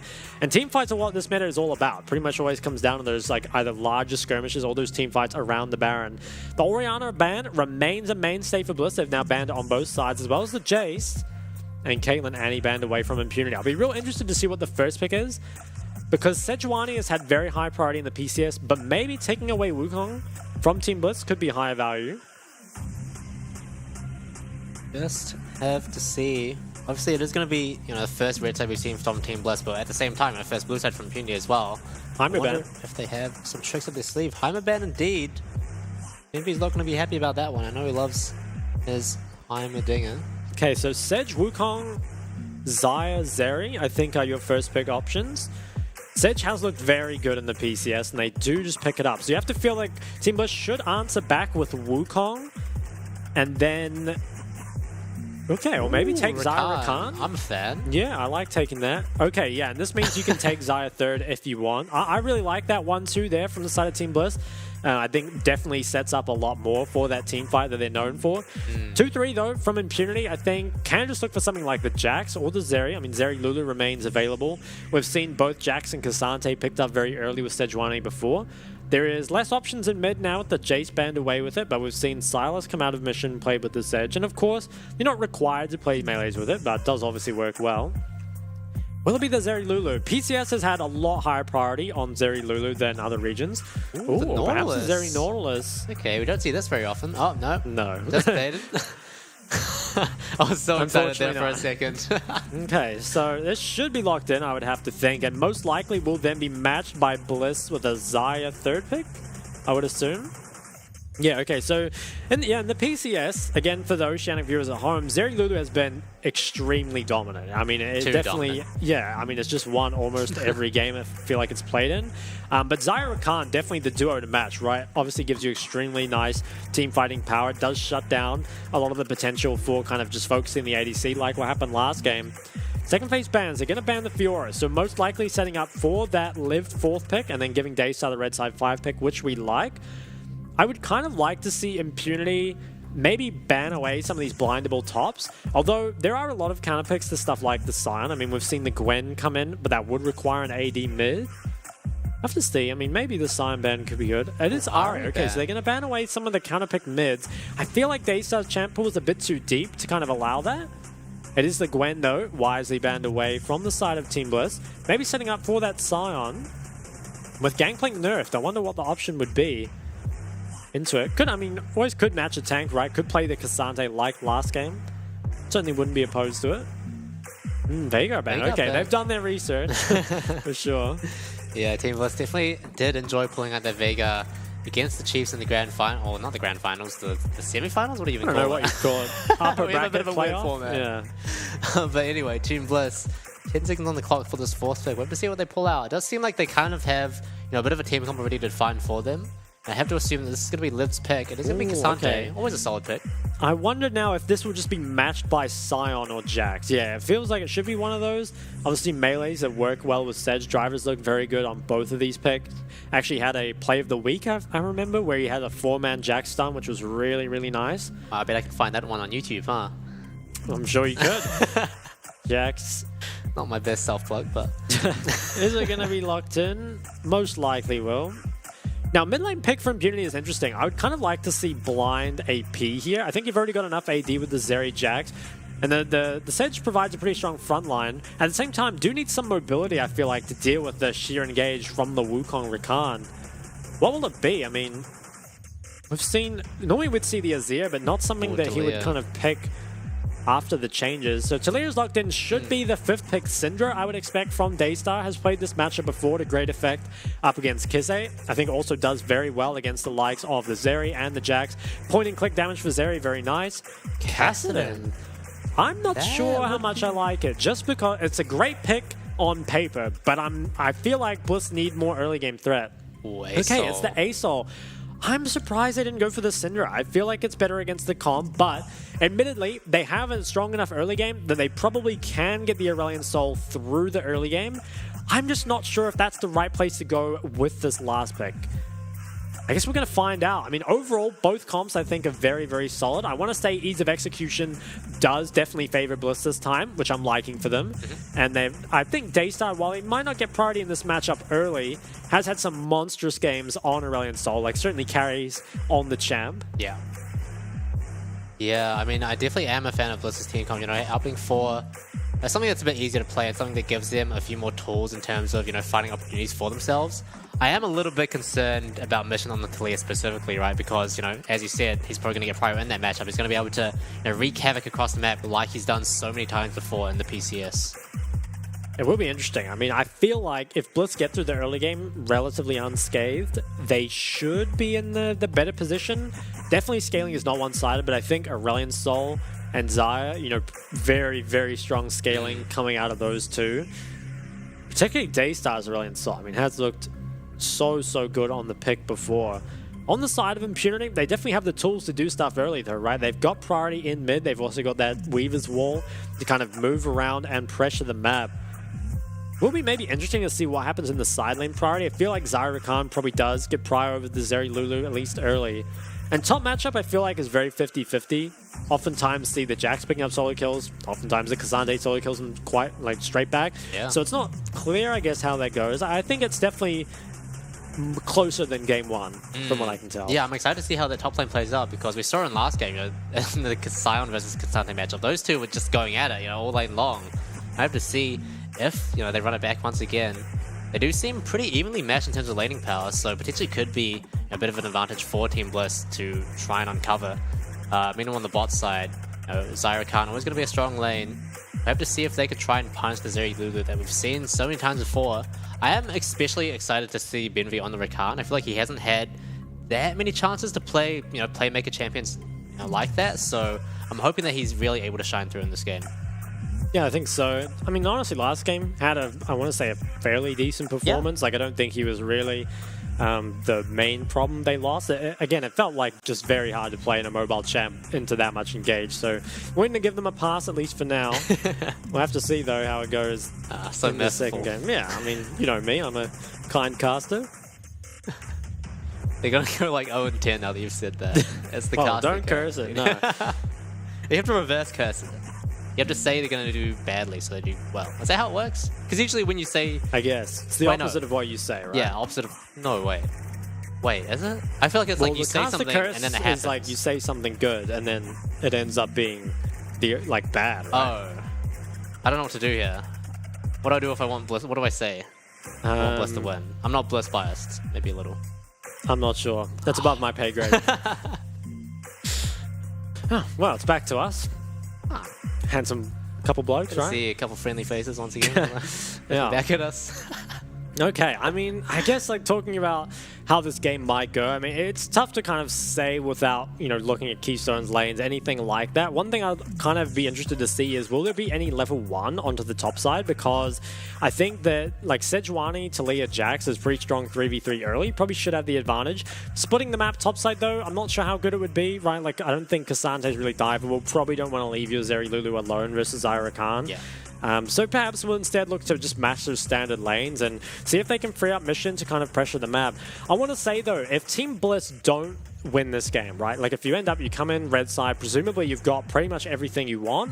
Where do you go from here after that? I mean, I suppose it does depend kind of in the fashion you lose the game, right? Yeah. If you lose the game early, you might try to pick up some more early game strength. But I think if, Bliss losing on blue side, not entirely unexpected, as we said. If you come in and now lose on the red side with a lot of your signature picks, it's going to be a real blow to the confidence. And I'd be very worried for them if they don't manage to pick this one up.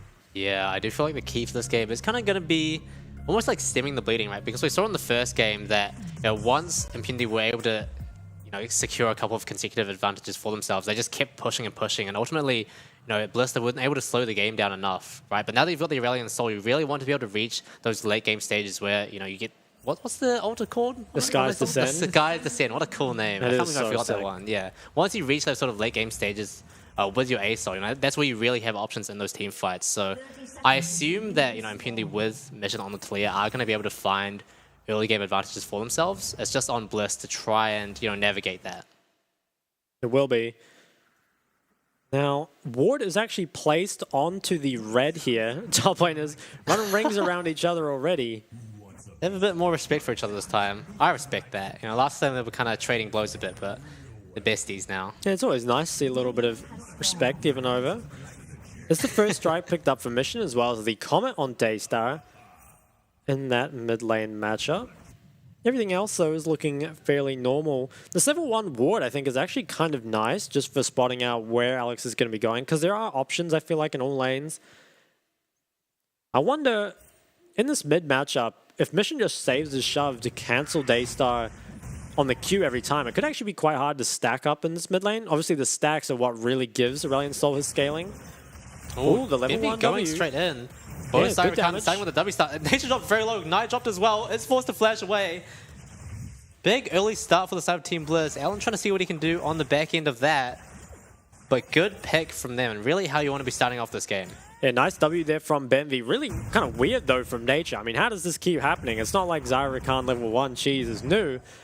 They do end up losing the flash, which I think actually is a big deal, because Why Not will be pathing down the map, and they still managed to keep Benvi's flash, to potentially have a regank opportunity to punish that no flash. Well, this is fancy. Yeah, I love the triple lane setup. It's so good. It looks like, though, Impunity, they are starting to get a little bit of bot priority, so maybe can use this toward the river and protect themselves from their early Why Not gank. He was already on the bot side, and it looks like Alex has decided to actually protect them. So I think wise decision here. Nature is very at risk without that flash and losing a lot of his HP. Perhaps can find Why Not in his jungle here. Is going to spot him out. Does currently have mid and bot priority. So I think this should be Alex at least forcing him out. I'm not sure he can start up the blue, but definitely can just waste his time, which I think is pretty nice for the early game. Yeah, Alex kind of just waltzing in, dropping a ward on the Wolves as well, starting up the blue buff on top of that. Benvi is in the area trying to see if he can help out his jungler a little bit. Daystar as well. Mission might actually be in a bit of a weird spot here. I don't know if Daystar can really punish this too much as of yet. Yeah, goes over to Impunity. Really nice use of priority there. Why Not's looking. Flash onto Nature. Does get knocked up and is going to get picked off, but Why Not actually going to go down first. First blood picked off for Alan. Now Lemus going to try and get some damage on the back end of this. Alan going to slowly chip away at Benvi's health bar. Ooh, it's a bit rough though. Team Bliss able to pick up a kill, but Impunity get there first. I think that first kill going on to the Zarya is so big. Gets the first blood, and it's on to the ADC as opposed to on the jungler. I think, honestly, overall, very big win there for Impunity. As it looks like they try to engage just as a two-man here, so they don't really have a lot of damage. Why Not's already very low after getting chunked out by Alex in the jungle. And yeah, first blood and red buff given over to Atlan, and this all stemmed from that mid lane priority, right? Mission was able to move first, and not something you'd expect if he's the one blind picking. But that's, again, the price you pay with the Aurelion Sol. You've got great scaling, but have your lanes, you know, they have to kind of prop up the jungler on their own without the help of mid lane in the early game. And once again, it does punish Bliss not having that early mid priority. Yeah, worst of all, you know, it did actually look like, you know, it was a pretty good pick initially, right? Finding that flashless Nature, getting him knocked up and making sure that, you know, you're taking him down as low as possible. But ultimately, Lemus wasn't in the area able to provide that backup and, you know, not able to get that kill just quite quick enough. Looks like Atlan has gone for the Vamp Scepter, so it's going to be pretty hard to take him out. And I think pretty important as well that Benvi did actually have to flash in that play, so no longer holds the flash advantage over Nature. That won't be able to force another kill onto him. Although, why not? I mean, he's going to be on the bot side. It looks like Alex is resetting down there as well. Top lane, actually pretty big CS lead here for Driver. Nice and early, which does feel good. CS lead's actually just across the board. All three lanes and the jungle. Impunity aren't known kind of for the strong 1v1 lanes. Not known so much perhaps for strong early game in general, but definitely in laning as Why Not. He's going to try and punish this again. Alex isn't here yet. Yeah, Lemus might be looking. Benvi doesn't quite connect the grand entrance, unfortunately, and Alan got to escape this time. Just a bit too much move speed available. Now Alex going to be trying to pressure Why Not here. Does have the decoy to get over the wall and over to safety. Once again, these guys just keep trading back and forth. Lived seems like he's having a bit of a rough time out of mana under his tower. And now Impunity going to start up the Hextech Drake. Oh, okay, so Mission's in base. It's going to TP back and has that Weaver's Wall. Has bought the Lost Chapter, and Daystar hasn't recalled. I think if there's a fight, it should go the way of Impunity. Oh, Benvi doesn't connect the grand entrance. Daystar trying to do what he can, but no mana ASOL isn't going to provide too much. Why Not now dropped very low, forced to flash out, Ignite, ticking, not quite going to be enough to take him down, but now Atlan, he's on the hunt, looking to see what he can get. Mission knocks Lemus back. Atlan's going to finish this one off. No, it's actually going to be Mission. And it's not good looks. It is a 1-for-1. But Lemus going down isn't going to be too good for them. Yeah, did manage to get a kill on Lemus though, so not the end of the world. And I think honestly it was a pretty important win there. I think the fact that you were able to actually contest that fight, even with Daystar having not reset, it's actually pretty big, because I think you're expecting to kind of lose that fight straight up. To kind of see what actually happened, because I think there should have just been a win for Impunity. They get engaged on pretty early, but it's kited out nicely here. Nice flash from Alex. I think maybe Alex just commits a bit too hard. Yeah, it looks like he tries to commit a bit too hard in the 1v3 up there. If he just backed off, I think Impunity should have handily won this fight, but nice by Bliss to punish that overextension. Unfortunately, is Lemus picked up off the back end. Nice shove coming out of mission. As the Dragon has started up once more, and he's going to get off it. Trying to help Mission get as much mid-fire as possible. That's a big wave. Daystar probably isn't going to be able to move. I wonder if Impunity are going to look to start this one up again, but Team Bliss actually trying to get to it first. They have dragged it out of the pit, so it's going to be a little bit more difficult for Impunity to get a good angle onto this. And Alan is still very far away, so Team Bliss might potentially be able to pick this one up. It would be huge for them. Yeah, I think they're on a timer. As soon as Atlan gets here, it becomes bad, but there's no Aurelion Soul on. Smite battle. Oh, Lemus damage. actually picks it up. First Dragon going the way of Team Bliss, but now Impunity, they're on the chase. They're not happy, trying to find if they can pick up a little bit of extra gold for their troubles. Why not quite going to get knocked back as far as they would have wanted, and now Team Bliss going to escape with their lives. Big win for them in the early game. For sure, yeah. Really nice punish from Bliss. Managed to pick up that drag just barely before Atlan is able to get there. And I think that is actually an extremely big pickup. The fact that you're playing this heavy scaling in your mid ADC, if you can get those early drags, it just buys you so much time to scale later on in the game. Oh, really nice there from Mission. Surprised didn't take a tower shot there. Yeah, must have been like one pixel away. Yeah, would have been pretty dangerous position for him. Daystar doesn't have flash, so could be in trouble maybe if something has looked towards mid. And it looks like Daystar will be rushing most likely towards the Rylai's. Could also be the Rod of Ages still, but has gone for the Rylai's rush before. Does give the Aurelion Soul just a little bit of an earlier spike, which I think does feel nice in a game where you scale so hard anyway. Want to be able to take some of those early fights that Bliss are kind of, always looking for, even if they kind of have no business being there. Alex here is moving towards this Herald. Currently has both mid and top priority, so this should go the way of Impunity. Although, the way Bliss is pathing kind of suggests they might want to contest it. Oh, Benvi looking in. Once again, Grand Entrance not quite going to connect, and Polymorph is going to dissuade any further attempts to fight. From the side of Team Bliss, Impunity going to pick up this Rift Herald without too much fighting involved. Yeah, it does just get picked up here. Can probably be dropped towards, I want to say bot most likely. Now Daystar doesn't have flash. If he moves up too far, could be at risk of the Glacial Prison. Is going to be able to drop himself. A little bit of vision here though on the bot side and protect himself. As well as just clear out this pink. Mission going to be going for a reset of the zone. No objectives up on the map, so it's a good time. Oh, actually cancels it. Can he perhaps play for the shove? There are members around mid, but I think it's pretty difficult to walk up to this at this point, especially with your jungler off the map. Don't have enough control around mid to really feel safe walking up. Yeah, Why Not is lurking around, but really not going to be able to find too much there. He is making his way bot side now, and Daystar actually has a rare moment where he's able to get his wave in. Well, and though, looking onto Lemus, dropping him to around about half HP, but Team Bliss, Why Not's trying to look for it, but he's just a little bit too far to be able to find anything there. But now Liv going all out onto Driver, doesn't quite connect that knockback Q, but flash burned on the Jax. Now Liv trying to get this wave in as soon as possible. Alex is around though. Why Not? Maybe looking for a mid dive. Alex is here, so it doesn't look like anything will come of it. See, Leandry's already completed here for Mission at only 10 minutes in the game. Doesn't have any other items to speak of. Yeah, now Why Not is going to be here first. Alex is still relatively close, and there's a level up as well, so it's a little bit scary for both sides. Really, I feel like the fight could go either way. Both supports are not quite hitting 6 just yet. The Impunity mid jungle does get spotted out here. I think it is quite difficult for Bliss to make a play onto bot because of that Weaver's Wall from Mission always remains available. Driver has himself a small CS lead, picking up some plates for himself as well. Did lose that flash in the 1v1, but overall has been going pretty well for him. And most likely will try find a reset here. Dragon is spawning in a minute, and I think Driver will probably have his TP up for that in time. With this Mythic here completed for Mission though, I mean, does a lot of damage. if he can connect it. There is a lot of range here from Daystar though, so it can be kind of difficult.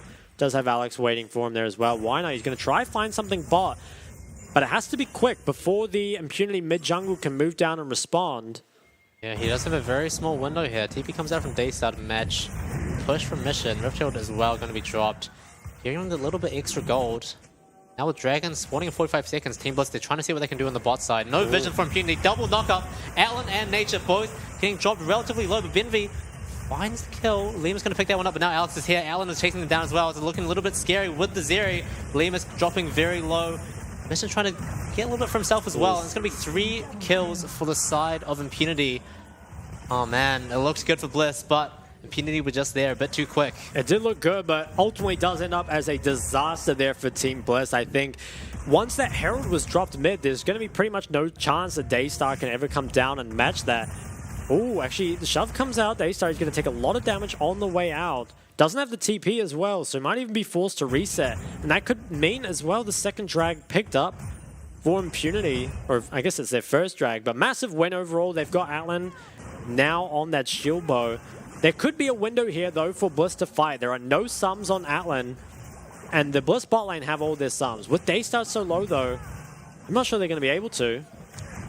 Why not try to muscle Mission off? And Daystar trying to get some damage as well. Actually dropping Mission pretty low in preparation for this Chemtech Drake, but Team Bliss themselves, they don't have very, the health bars aren't in too good of a state themselves.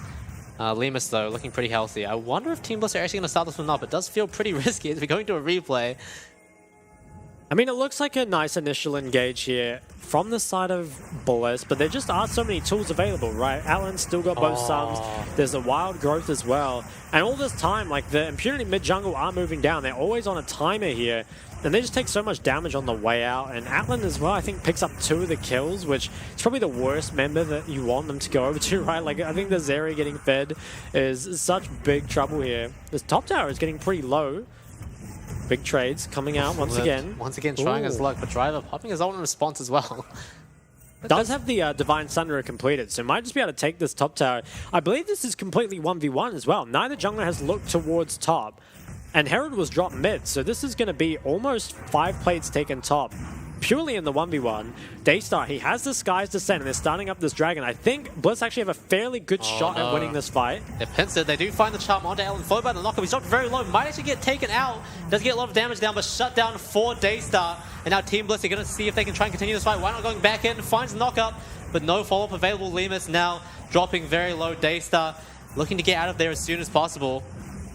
But that's a big kill picked up for Team Bliss.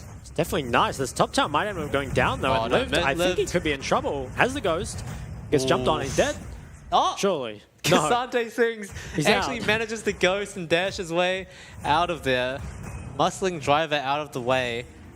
1 for 1 overall in that bot side skirmish though. And I have to say, picking up that shutdown onto Daystar is going to bode well for them going to this next few minutes. For sure, yeah. I think it's a nice pickup. On the other side of the map though, Driver now in that pure 1v1 has taken the whole tower, and we've seen this matchup in the PCS many times before, and it's always been pretty 50-50. So I think the fact that Driver has found himself such a big lead kind of just speaks to his his skill as a player, right? That's a matchup that shouldn't be that one-sided. And they find themselves here in Impunity with a massive gold lead at only 15 minutes, 4,000. The second drag, or their first, will be picked up. It's really just Daystar who kind of remains the big hope for them. Oh, why not? Oh, that's his close. It's the fade, yeah. he got me. But yeah, second dragon picked up for the side of Impunity. Now turning the sights to the Rift Herald. Okay, so it is started up by Driver.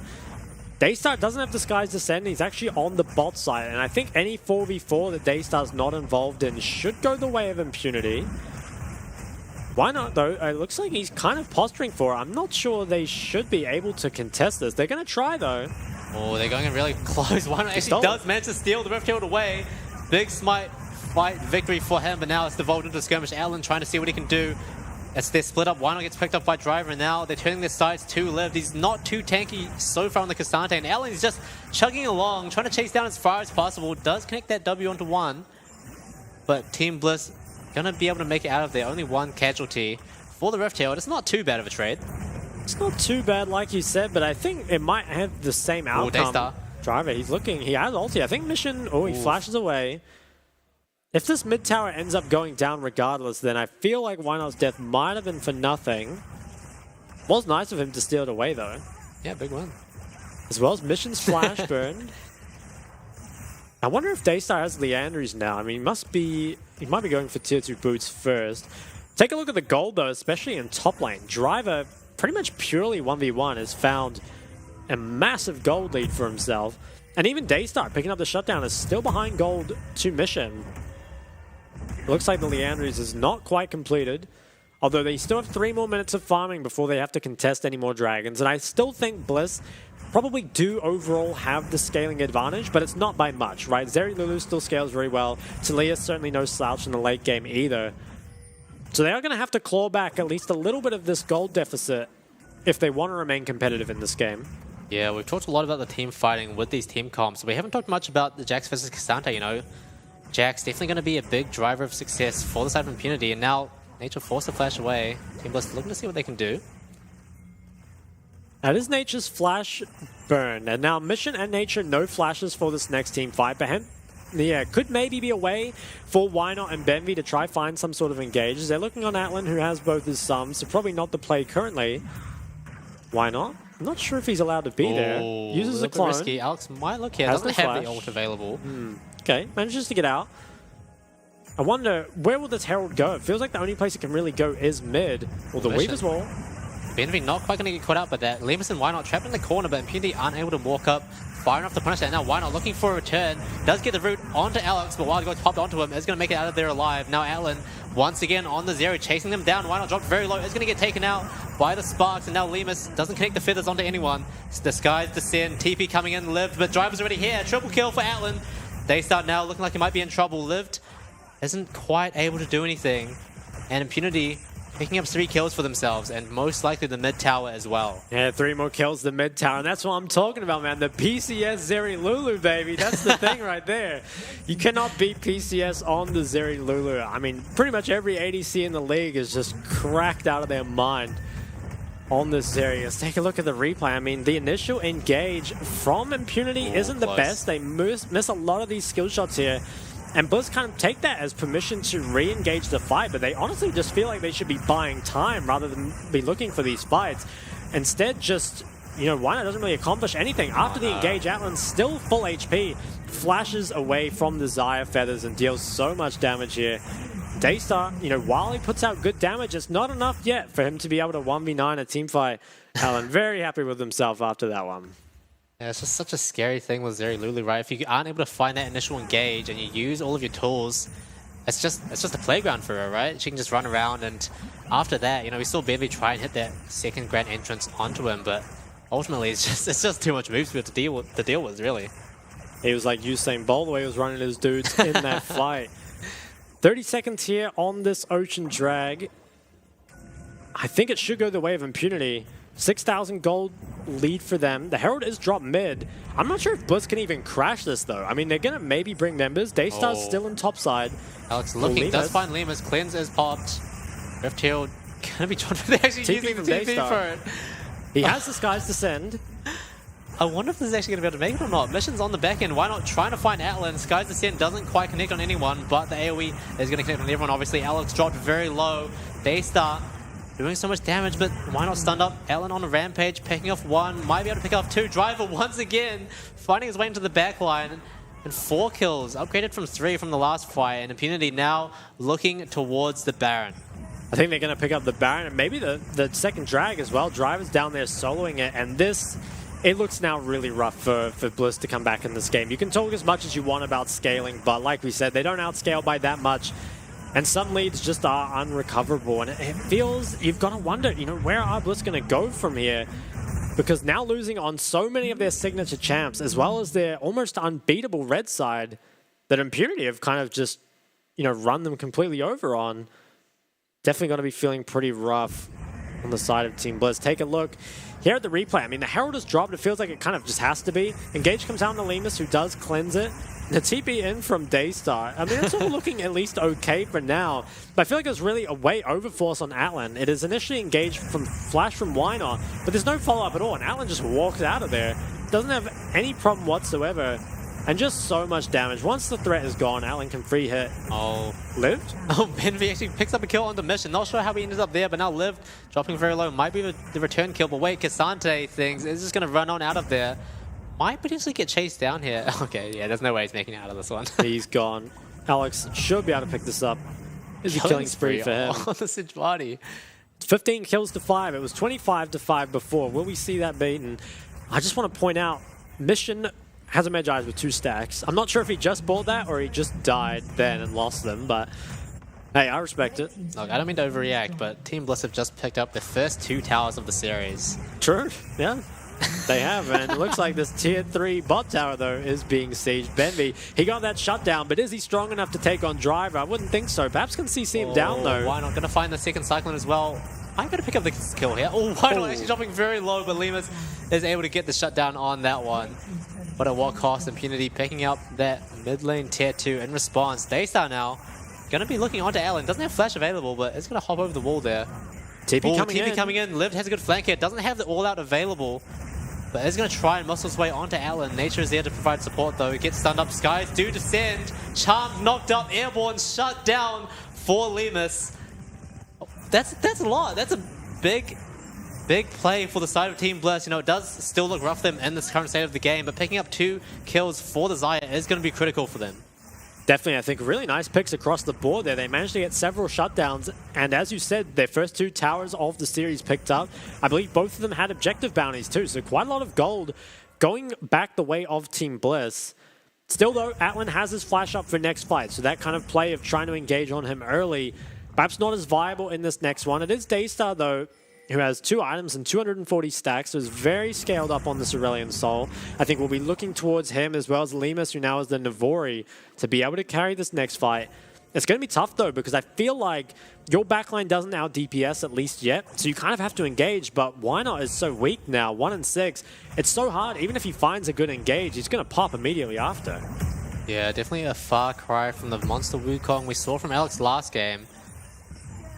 He can still find those engages, right, but he doesn't have quite as much durability to follow that up with. Alex just going to walk Wynot down, finds the stun mission as well. Weaver's Wall going to try and chase him down as well. Oh, Daystar over the wall, trying to pressure them away. Overall, though, Team Bliss doing their best to try and slow this game down and get Daystar a little bit more gold, but Impunity, they're unrelenting. They are now, they have full control of this topside jungle, can start to work on this top lane tier 2. They are going to send members up towards it. They have Driver pushing in that mid wave, so trying to make sure that they can control this relevant area. There is still a lot of engage that can come out from Bliss, though. They could punish the side of Impunity if they walk too far up. There's no flash on Mission and no flash on Driver, so if you could catch one of those out, would definitely be a good pickup. Oh, Alex potentially out of position here, but once again, you know, Team Bliss, they have the tools to engage, but if you're starting off on Alex, this might not be the best look for you. Why not? The decoy. He tricked me again. I thought that was him, but he's going to be able to slip out of that one. Completely unscathed, actually. And Alex not only popping the ult, but also the Radiant Virtue with it. And Team Bliss now looking onto Mission. He doesn't have Magi, but the stacks might be disappearing once again. Double knockup from Wynot. Mission dropped very low. It's going to get picked off. Finally, Skies descending. Benvi going gold, and Liam is trying to see what he can do. Here does have the last Whisper completed. Daystar now getting a looked on, gets deleted by Driver. Double kill for him. And now Lived trying to make away with his life once again. Doing Cassandre things, but not quite going to be enough. This time, Atlan getting his revenge. A really nice attempt there from the side of Team Bliss, but honestly just didn't have the damage, right? Mission caught with no flash, but lived for so long. Actually just had no damage onto him. I think Lemus was kind of unable to DPS in that fight. Daystar maybe was still over the wall, so without the follow-up and with Wynot being so weak, they just can't quite take him out. Let's take a look, I guess, at exactly what happened. I mean, the initial engage did look good. Mission is kind of trolling, I want to say, being here without flash. It's just engaged on very early. It's like the flash wild growth that comes out of nature. But look how long Mission survives, right? In the meantime, Driver, he zones out Lemus, who's the big DPS threat, who's forced to ult on the side. Actually, CC's up Driver, or Daystar as well. So Driver was kind of just 1v9ing this fight and lived. He did what he could, but just isn't strong enough to take down Atlan. Yeah, Driver ultimately able to zone off Lemus in that fight is going to be critical for them because Lemus really only gets like 2 feathers down onto Mission before he can't even walk up anymore. Driver just forcing his way through. And this guy is just a menace on the Jax. 4-1 now, 3 full items completed. It's hard to see a world where he dies in one of these fights. Yeah, it does seem pretty difficult. There is no flash on Atlan and Nature though, so that could maybe be punished. No flash on Alex either. It is 3 dragons for the side of Impunity. And I think if Bliss can hold on a bit longer, it'll be the longest an Oceanic team has lasted against a PCS team so far. That. Sorry, I had to. I don't know what the record is. I think it's around 28 minutes. So if we can just last that long, I'll be happy for now. Gotta change the topic, you're being a downer. Could be pressure going towards this Baron though. They're going to take away some of this control. And Impunity, I mean, they can still definitely look to fight. Mission, he's doubled his Magi stack since last time. Now on a whopping 4. Yeah, the Scrying Orb is already used for Team Bliss, trying to spot out Impunity on the Baron. Ooh, Ooh, Benvi, nice from escape Benvi. there. Knowing that Impunity are fishing for kills here, Team Bliss trying to stay disciplined. Alex is going to be the next one to try and look on someone.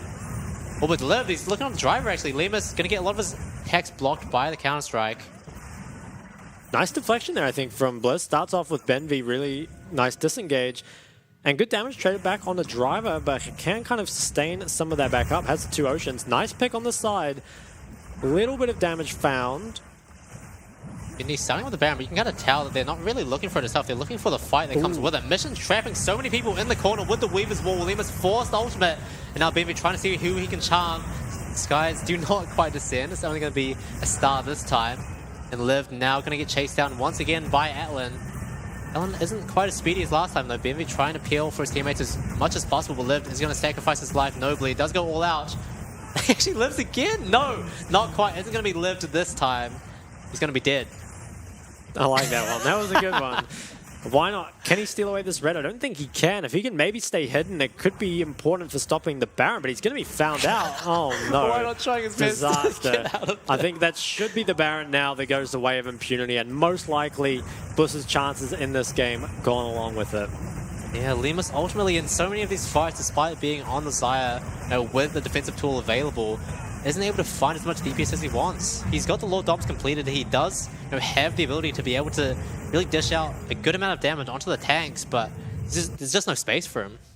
There really isn't. I mean, it is so difficult, I think, with how Driver's been playing these fights. Really nice wall from Mission here Huge as well. wall. Managed to just cut it off at the very start. Lemus, while he has a lot of damage, it's just kind of zoned out of fights so early. I think Daystar did a pretty good job of DPSing in this fight, and they did admittedly kite back pretty well. But Driver is just unstoppable. He's just chasing non-stop. The flash came out of Mission, which kind of ended up being a way in for Driver. Flashes forward, manages to take down Liv. Benvi was also forced to flash there, so that's a lot of the engaged potential from the Rakan now neutralized. As Impunity, they're going to look to Siege, probably just play a 4-1 setup, put your Jax on that bot side, stay full mid, and just force Bliss to make a play. They do have the Skies Descend. Liv just TPing behind. He's looking for a flank. Yeah, they're gonna try Hail Mary here. It's tough. There are wards around, so he's not going to be able to get in quite as close as he wants here. It's going to He's gonna get get spotted. spotted. Ooh. Not quite yet. Might be able to take Alan over the wall here. Not quite. Alex does find the peel from Grand Entrance. The Skies Descend. Huge star coming from Daystar. Oh, Driver, he's looking for the re-engage though. Counter-Strike already expended. Might be able to actually take him down here. Why not? Still waiting on the wings as well. Shut down for Lemus. They're looking for more. 3 kills so far. Nature trying to survive, but Leandri's Ben finds him, and 4 kills for the side of Team Bliss. This might just be what they need to get back into this game. It could be. I mean, they've at least bought themselves some time. Really nice play there. They managed to kill Atlan, who had flash, but just ended up CC'd inside that, inside the Skies Descent. I think was knocked up by Rakan, who even without the flash, nice engage found there from Benvi. And while they are so far behind, it's definitely a way back into this game. I think keep your eyes on Atlan here, because Liv, he kind of forced the issue by finding this flank, but I'm not too sure how Atlan actually ended up CC'd up. I guess was just too far, and then got, I guess knocked up by Benvi here. And with the Skies Descent follow-up, so much damage dealt onto him. Mission did his best to kind of DPS the backline, but it really is Atlan who is providing so much of that. Yeah, and crucially for Team Bliss this time, Driver was the one who wasn't quite able to get in the fight quick enough. He isn't able to provide the extra durability in CC. You can see coaching stuff from Team Bliss. A little bit happy about that one. They got smiles on their face. They still believe in the oceanic dream. I have to say, so do I. Team Bliss looking once again. Skies descend. Alan drops so low here. This is a good look. Benvi trying to find his way onto Alan, but there's no follow-up available. Limas getting stunned up, forced to pop his ultimate. Oh, but they have so much damage. Oh, Mission gets dropped down, and the rest of the members of Impunity trying to run away from Daystar, but he's so strong, doesn't get polymorphed. He needs a little bit of help in the corner, just spitting out fire. Okay, I mean, I think they're chasing Bliss them are down. doing it. Alex has dropped so low. Daystar not quite going to have enough to get the kill here. So close. I mean, Bliss, they're really doing their best job to come back into this game. They managed to win that team fight. They take away this dragon. Consistently are just out team fighting Impunity in these crucial team fights. I think it still should be favored to Impunity. They really just need to win one team fight to pick up a dragon and win this game. But if Bliss can continue to play the team fights as well as they have a very solid chance of winning this game. Daystar has scaled himself to such a monstrous level. Yeah, they're consistently finding these choke points where Impunity, they mistakenly find themselves in, right? And Team Bliss are quick on the trigger, punishing it, instantly dropping the Skies Descent, dropping Alan so low, and making it so hard for him to pump out DPS like he has been in these previous fights, right? Like we've seen Impunity, you know, they finally engage with the Weaver's Wall. Team Bliss try to re-engage. Impunity disengage from that, and then they chase them down, but Team Bliss really trying to find ways around that and doing well so far.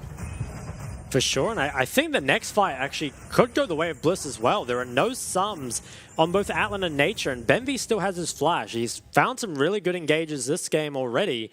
If he can just find one more, I mean, maybe Bliss could find themselves picking up a Baron and really bringing themselves into the lead in this game.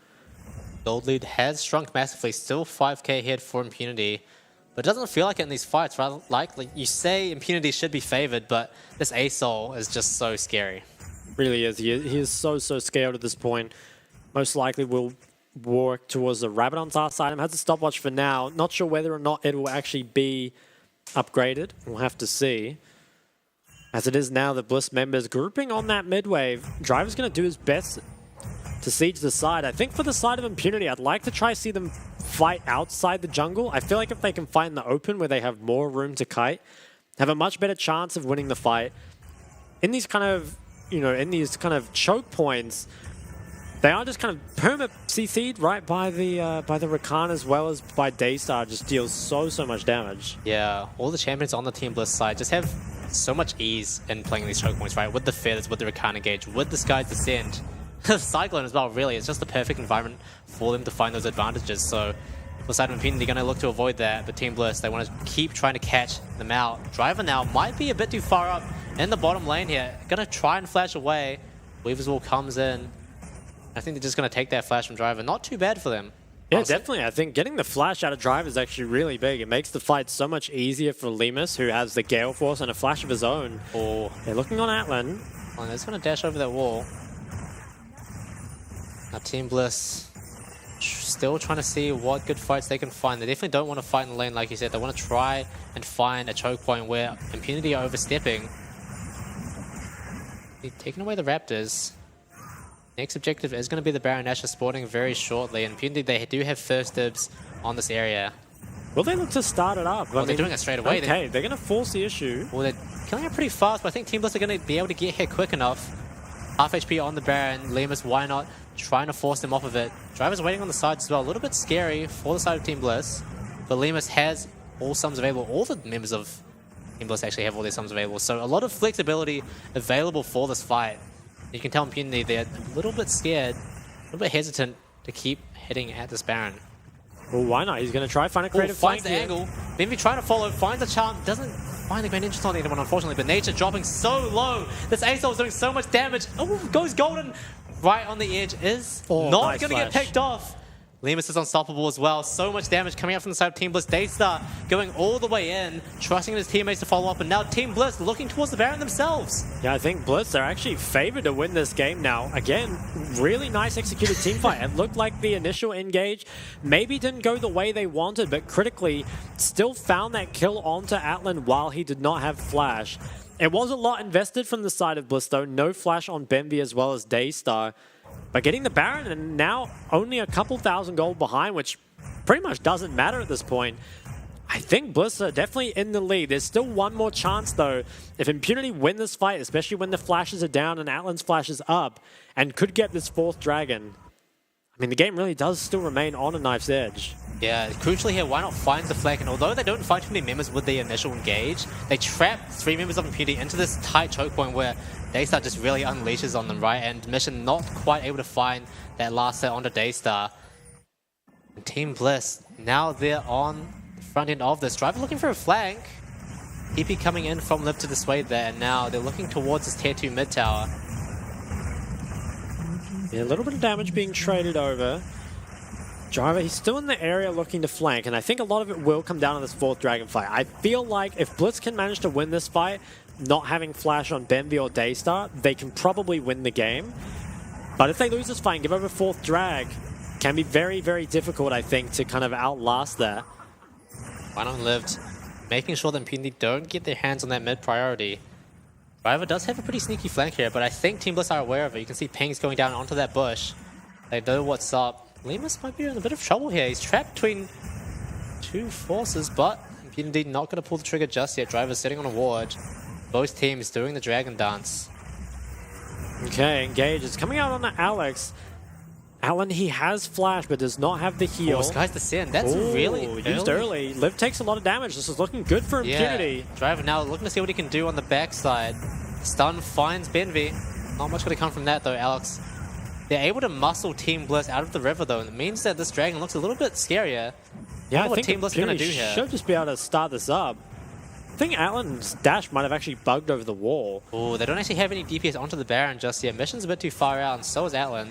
Now they're circling back around. Sides have swapped. Bliss. Now why not? He has to play for steal. This away. He's done it before. Let's see if he can do it again. Hops over. Just, it's way too late.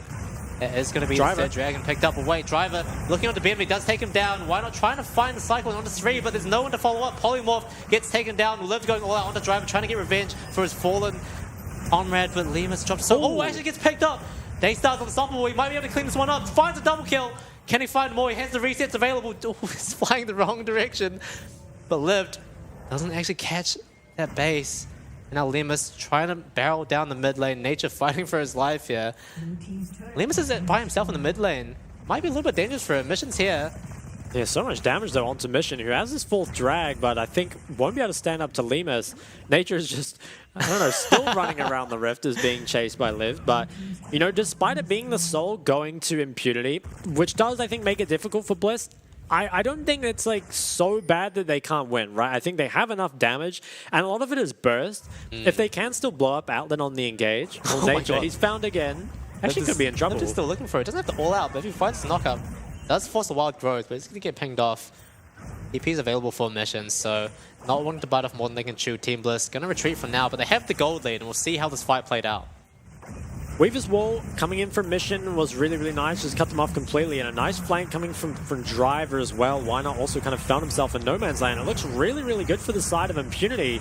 Lemus manages to deal a lot of damage though. And on the back line, I think Atlan actually just, he flashed forward and then overextended into the feathers and was just completely deleted. He gets decimated. Yeah, I think really important as well, the fact that he used flash. I mean, that's just such a big window in this game. He does have the stopwatch to speak of, which is nice. But not having the flash on the Zeri makes him so much more vulnerable. And for the first time in a long time, Bliss now have the gold lead. Yeah, Team Bliss crucially in that fight are able to split up the members of Impunity and stop them from playing the front to back that they're looking for with the Zeri, who hasn't been able to ramp up in these fights, but Lemus is going to be the target now. Has the cleanse available, but chooses to hold it. Polymorphed, and is going to make it out of there. Good choice by him, good discipline. Especially in such an important game like this. Team Bliss not backing down. I respect that a lot, holding that cleanse. A lot of nerve in a game that is still honestly on a knife's edge. With the Rabadons on Aurelion Soul though and the Sky's Descent, I think next fight is actually looking pretty good for Bliss. It's 40 minutes in. I mean, you would hate to lose this game now as Team Bliss. You've made such a Herculean effort to kind of come back into this game. Still though, it is the Ocean Soul on the side of Team Bliss, and I don't think there's actually any healing reduction on the other side. Yeah. But it doesn't matter if you one-shot Alan. There's a single execution that's for the Wukong, but yeah, I think ultimately it doesn't matter too much, right? Like the healing is obviously not optimal for the side of Team Bliss, but we saw in that topside's Tribush fight where Daystar just completely melts them in a matter of seconds. It's not going to be a huge point, and hopefully we'll see Daystar once again. He does have the Sky Descent available. Next fight is going to be a big one. Barrett Nasher spawning very shortly. Alan has the GA completed, which is pretty big. I wonder if they can delay a fight until he has flash, though. I feel like they probably can't. The thing is, Baron dies in just a few seconds, honestly. It gets DPS down so quick. You can't really afford to leave it, and it looks like Baron will be spawning very, very soon here. Bliss are the ones with control, and it's very scary, I think, from the side of Impunity. I don't think you want Nature to check. Well, it's going for drive-by, but why not? Trying to see what he can do on the back end. Daystar just completely melts Alex, looking for more. He's going to get separated very briefly. Driver trying to fight 3 men by himself. Isn't able to do too much. Dream Beam shot very low, though. Alan looking very dangerous on this area, but Daystar not backing down. Low health bars for the side of Team Bliss, but 1 kill picked up, and that's the jungler. So Team Bliss looking towards the Baron now. Impunity definitely don't want to give this one up. Yeah, they're going to play for the fight after. I think the Baron will go the way of Bliss, but what can they find afterwards? Well, Liv finds a knock up on the Alan. Isn't able to follow up. Oh, the Talia stuns so many. Why not force him to the back of the pit? And Liv now getting chased down. Alan's going to pick him off. Daystar, though, trying to dissuade anything else. Benvi finds the engage. Not able to follow up there. Oh, Daystar gets shut down. Stunned up, and Benvi going to be the lone surviving member here. Lived. Can't make a miracle happen. Oh, I think it's over, right? Ooh. I feel like he still has the Baron buff. But there's no wave clear. I mean, what's he going to do? He's just going to stand there menacingly? I'm not sure he can stop it. And there's so much DPS still left alive, right? Like, Atlan and Nature should be able to just by themselves end this. Heartbroken for Bliss, right? They played so well to come back in this game. But they won fight after fight to kind of get themselves back to that even game state. Benvi, what can he do? He's pulling the minions away, but I don't think it's quite going to be enough. No, unfortunately the towers get taken down. Impunity picking up the second game. Bliss put up a huge fight. 43 minutes, the longest game that OC has had so far in the PCS playoffs, but just falling at the last hurdle for Team Bliss. Yeah, I mean, honestly, I want to say, despite falling behind really far early game, Bliss played extremely well to bring themselves back into that game. I think that, I don't know, a lot of it felt like they fell so far behind early, and then they won fight after fight after fight to kind of bring them back to that even state. But the thing is, Impunity only really need to win one fight, right? You have so many chances because of how far you were ahead early. So I think, kind of similar to what happened to Chiefs yesterday, you have to find a way to stabilize this early game. And I think that while the Aurelion Soul, it did look extremely good, it came at a cost of, like, your junglers getting invaded early. You did find yourselves at a pretty big deficit from some of those early fights. So I'm not sure if that's the place where they'll actually look for. Maybe going for something like the Syndra could be better, but then there's the argument of, maybe you get outscaled instead, right? And Daystar, I mean, certainly look good on the Aurelion Soul. It's just, can we find a way to get into this early game? I'm not too sure. And I want to say, while Atlan was 14-5 on the Zeri, I mean, was looking monstrous, I would actually probably give MVP to Driver for just finding such a massive lead in that top lane, purely 1v1, especially in a matchup that, again, in the PCS, has mainly looked 50-50, right? It hasn't been a one-sided matchup. For the most part, has been completely even. And so the fact that he was able to take almost the entire tower by himself, just had a 2,000 gold lead, purely 1v1 over Lived. I mean, it really just speaks to how good Driver is as a top laner. Yeah, able to secure so many early leads for himself. It bought Impunity so much time and gave them that space that they needed in the game, like you said. They had so many chances to get back in. And ultimately, that last one was the one that did it for them. Bliss trying so hard to claw their way back in, and they looked so close, but it was. Yeah, it's just so rough. I'm so sad. Okay, but looking towards game 3, I mean, Bliss, I'm not sure how they would feel after the game. On one hand, like, you must feel shattered, right? But you also gave it a pretty good game, right? Yeah. Like, that looked pretty competitive, especially towards the end. So I think they have the potential to beat Impunity. It's just not looking likely, for sure. And I think in game 3, I'd be very surprised if they got the Aurelion Soul again. Second phase ban with Ahri and Veigar. I would expect Ahri ban to be dropped for Aurelion Soul. So what will you go for instead? I mean, could pick up the Ahri. That does give you the ability to move around the map early. So it could be something they look for. But I wonder, they should choose red again, I would have to think. But could Hail Mary it and choose blue?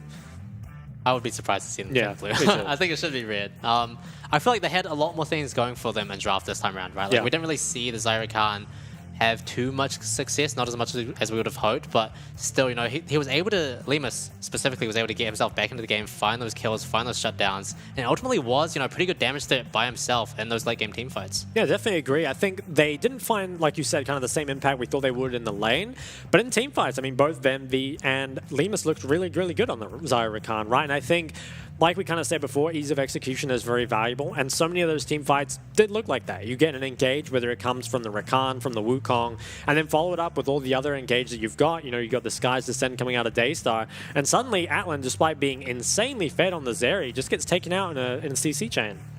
Yeah, Atlan looked so scary in those early game team fights, especially though. He was just continually running down Bliss, and I'm surprised they were able to stick it out to 43 minutes. Yeah. It was definitely rough. It was. I mean, again, heartbroken for Bliss. It must feel so bad after that long. And I think you've got to be wondering, I mean, like, what is the big change you make for Game 3? It kind of feels like there isn't one thing that you can point at and be like, this is the problem, we need to solve this. And if there is, I don't think it's something that can be solved kind of in the short term. Yeah, I don't know. It looks like we will get into some replays here, though, so we can perhaps relive some of the chaos of that game, where Bliss found a massive engage onto Atlan, managed to take him out fairly early here, and Daystar, incredible play here at the end, managed to get out, and they did pick up the Baron. This was at the very end, though. Unfortunately, didn't really have the damage left, and a massive shove comes out from Mission, who, in that very last fight, I think, honestly, Mission did a lot of up and down plays this game, but really came through when it mattered, and pretty much single-handedly won this last fight for his team. Also, really nice wall at the end just to completely cut off their escape route. So much damage dealt. Even if he goes down, once you get rid of the Aurelion Soul, no wave clears left available. Yeah, that initial layer of rocks chunking down Team Bliss pretty much instantly was a huge turn of the tides for Impunity. We can see the goal difference over time. Team Bliss, they slowly clawed their way back into it, but Impunity pulling back at the very end. But the damage is insane from the Aesol and the Xayah. Yeah, big numbers across the board. We love to see it. Really nice there from the Bliss carries. And as you were saying, with the Colgrove, I mean, they were down something like 8,000 or 9,000 gold really and bad. managed to bring it back to a 2k lead or so at some point, which was, again, impressive play, but you've got to figure that you just have to stop falling so far behind early. Admittedly, didn't fall as far behind early as they did in Game 1 as quickly, but did still fall ahead nonetheless, and I think you've got to be looking, again, maybe around the mid-jungle. I think Bliss mid-jungle has looked very strong, but maybe not here in the PCS. It is Mission who picks up the MVP, which I think, he did deal quite a lot of his team's damage and had a lot of KP. And that last fight especially. Good maybe a bit ults of and recency stuff. bias. I'll allow it. I feel like it would be better on Driver or even Atlan. I wouldn't complain too much. I'll That's complain all right. a little. I think he was doing a little bit of inting, but he also made some great plays, right? So I respect that for sure. And it was just a solid team effort, I feel like, from Impunity. While it did kind of look like maybe the Atlan and Driver show in the early game, the other members definitely bought time later on, right? Like there was that one fight where Nature kept Mission alive for so long, and the fights, time and time again, they come down to those inches where just being a little bit better, being a little bit more fed, ultimately makes a difference. And there was, this time there was a clear win con for Bliss, right? They had the Aesol, they had the damage that was really packing a punch in those late game team fights. But yeah, just, that last checkbox, they weren't quite able to tick it off. But I think there's still good looks in going to the third game, right? We assume they're going to pick red side again. We assume they're going to have something to give them an edge going into the game from the draft. I just hope it's enough. I hope so too. I just hope they don't feel too upset after that game. It was a good game. Yeah, it was a good game, but I think it's hard to you guys know at home, after you play a 40-minute solo queue game, whether you win or lose, you're never getting that time of your life back. And I hope that the Bliss don't feel too bad about it. But we are going to a break. After this, though, we will have Game 3 of the series. Will Impunity manage to 3-0 Bliss, or can they keep Oceanic hopes and dreams alive?非常感谢 iHotel 还特地为了队伍设置对战室，让队伍可以一起在里面团练与复盘。训练室都是采用最高规格的电竞电脑主机，3060 RTX 显示卡 ，AMD 5600X CPU，DDR4 32G， 还有 ASUS TUF Gaming 165赫兹32寸曲面萤幕。网络的部分，全馆使用免费高速光纤专线网路，对手机的用户来说也提供 WiFi 6的无线网路。选手座椅也全面是配置 DX Racer 的电竞椅。现在我们看到的是选手休息与睡觉的地方。我们安排2个人1间房间，有2种房型，床的部分是使用斯林百兰国际5星饭店的御用名床，房间内都还配置了免治马桶、雅马哈的环绕音响以及4K 55寸的电视。玩家们最在意的网咖食物的部分，平常除了自助吧以外，还有提供主餐，包含欧姆蛋、培根卷或者是炸虾饼，可以供大家选用。我们在拍摄的过程中，还有看到民众点的经典网咖泡面哦。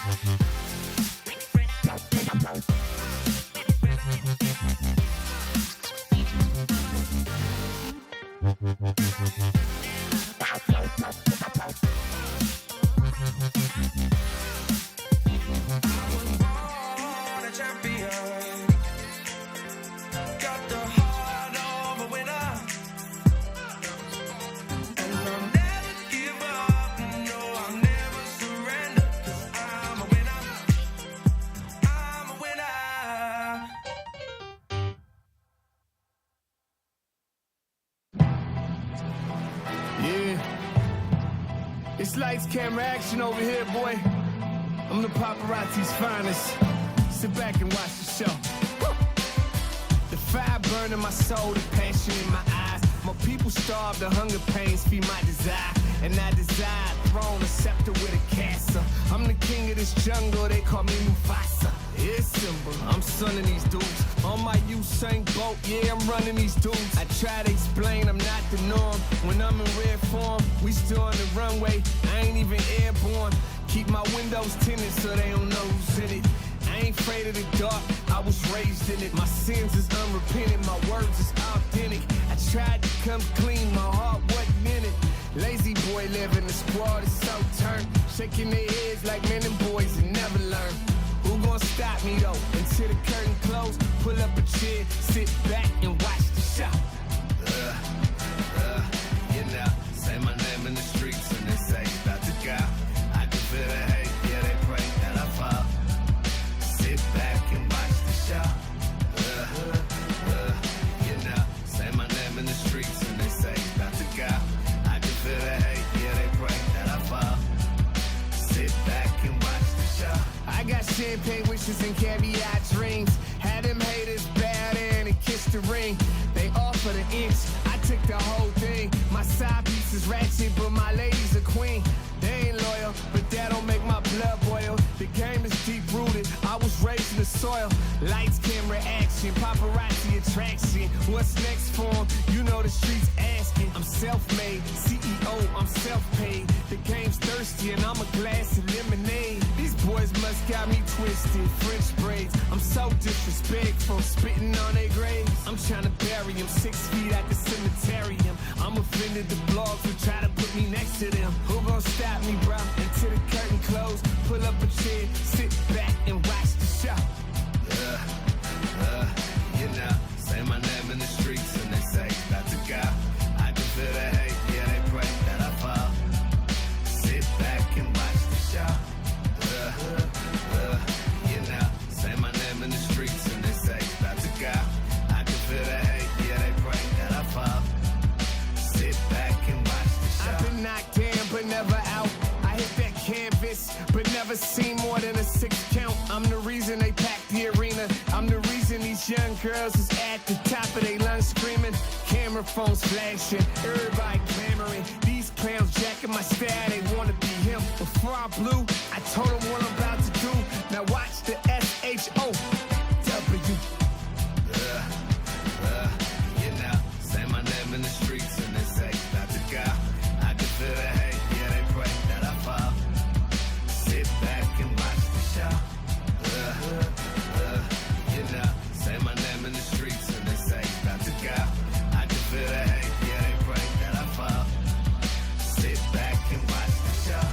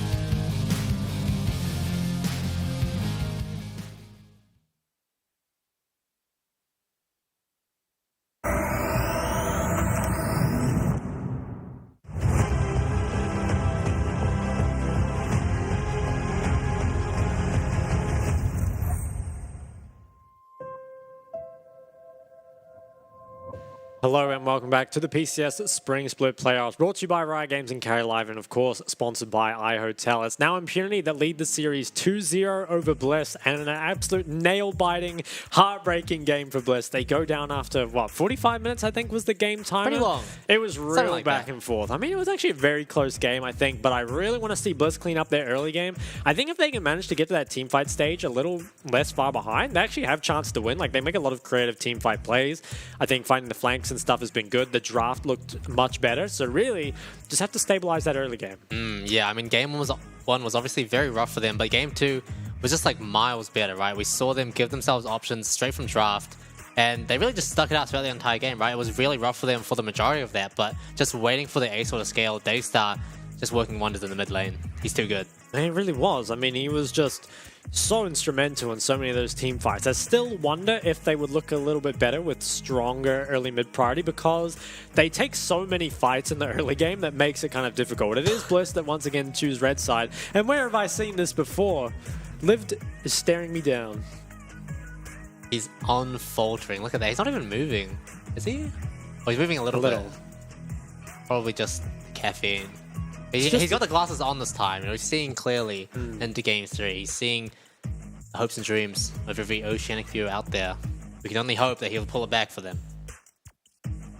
And it is going to have to be, I think, a pretty big performance out of him as well, because so far, Driver has really got the better of him, especially in Game 2. I think Game 1 was a lot closer, but the Cassante Jax trade, I mean, Driver definitely made it look, very, very punishing.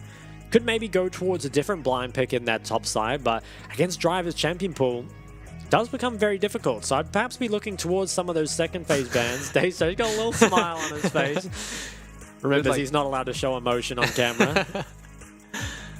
Oh man, Nimps and Bimby though, still looking good. Let's see if Bimby gives us the wave. Then we did the little gang sign, whatever that was. I respect it. Okay. Whatever gets you through seriousness, no. It's still good to see them, not too down after that game, because it was a good game, at least to watch, and I think that showed a lot of promise from their end, right? That it wasn't like the Chiefs CFO game, or the Chiefs CFO match rather, where Chiefs kind of just went down all three games without too much else going on, right? They stuck it out. They clawed it back. This is the game they're going to win. You're calling it right here, the reverse sweep? Yeah. Why not? Oh, Why okay. not? I could do with a reverse sweep in my life. Look, Why are you looking at me like that? I'm worried for Bliss. I think that they still have a chance to pick up a game, but I think clearly Impunity look like the stronger team overall. I believe I predicted 3-2 to Impunity for this, but we'll have to see if it ends up going the distance or not. As we head into game number 3, it's once again same first 3 bans as we've seen all series. The Caitlyn Annie coming in from blue, the Orianna Jace targeted at the Impunity solo laners coming out from the side of Bliss. And will anything change? I mean, I don't think there was anything wrong with the draft last time really at all. Especially in the first 3 picks, so I'd expect this to play out much the same. Will they go for the Sejuani, matched again by the Rakan and the Wukong? Definitely wouldn't hate it. Oh, okay, so I actually value the Rakan higher and can maybe be willing to trade the Sejuani Wukong. I actually like that a lot more. It denies the Xayah Rakan, and I think that having Xayah makes it way more difficult to punish, right? If they do want to play some sort of hard engage, make life difficult for Limus, punishing the Xayah is much more difficult than punishing the Zeri. Will Bliss take a page out of the PCS book and play some Zeri Lulu of their own? Ooh, it's going to be locked in. We'll see if the Lulu follows up. You have to assume it is going to be that. Will they? I mean, they could take Sedge or Wukong. They have their choice of priority if they want to choose one. It's true. I feel like sitting on it. I feel like Sedge overall is a bit stronger, but Wukong might be better just to deny it from the Rakan. Also, I feel like Wynard has looked very good on the Wukong. Yeah, so they pick it up. Are going to give over the Sejuani. So I'm assuming this is Sedge Xayah, or maybe, I guess otherwise it could be Vi Xayah? Yeah. I kind of like the Vi. The Vi does very well into the Zeri. And honestly, like, you don't really need the Sedge in a game like this. I think I like the Vi and the Xayah more. Okay, going to the Kai'Sa. Kind of strange. I'm not sure where the Kai'Sa priority really comes from, but obviously confident that they can snowball off it. Will instead go back towards that Sejuani. No, playing with me a little bit. I like the Vi more. I think it's better into the Zeri. Yeah. But, I mean, hey, they can go back or the Sejuani. Or the Vi. No, surely the Vi. I hope it's the Vi. Vi is definitely a lot better at shutting down Zeri specifically, you know, having that targeted lockdown. But I eat maybe my they words. like the Sedge Wukong matchup more. That's true. That could be it. The Kai'Sa is a little interesting though. I'm not sure. Yeah, I'm not totally sure why we value it so highly. I don't think it's bad, but I'm just kind of curious. Now, third pick here should be the Lulu, or perhaps they want to match Rakan with a melee. Oh, okay, so it could take Veigar into 2 bans, which I think is interesting. It's very good into the comp, but it does mean that you're going to give up mid counter pick on red side. That does mean, though, you can put it more towards lived, which could be the lead he needs over driver. So definitely interesting draft adaptations. And I like it. So what are your 2 bans? Definitely ban mages away, surely, from mission. I mean, or maybe banning Cassante Jax, going with the Sedge. Yeah, I don't know. It's tough. Here available, yeah. I feel like both.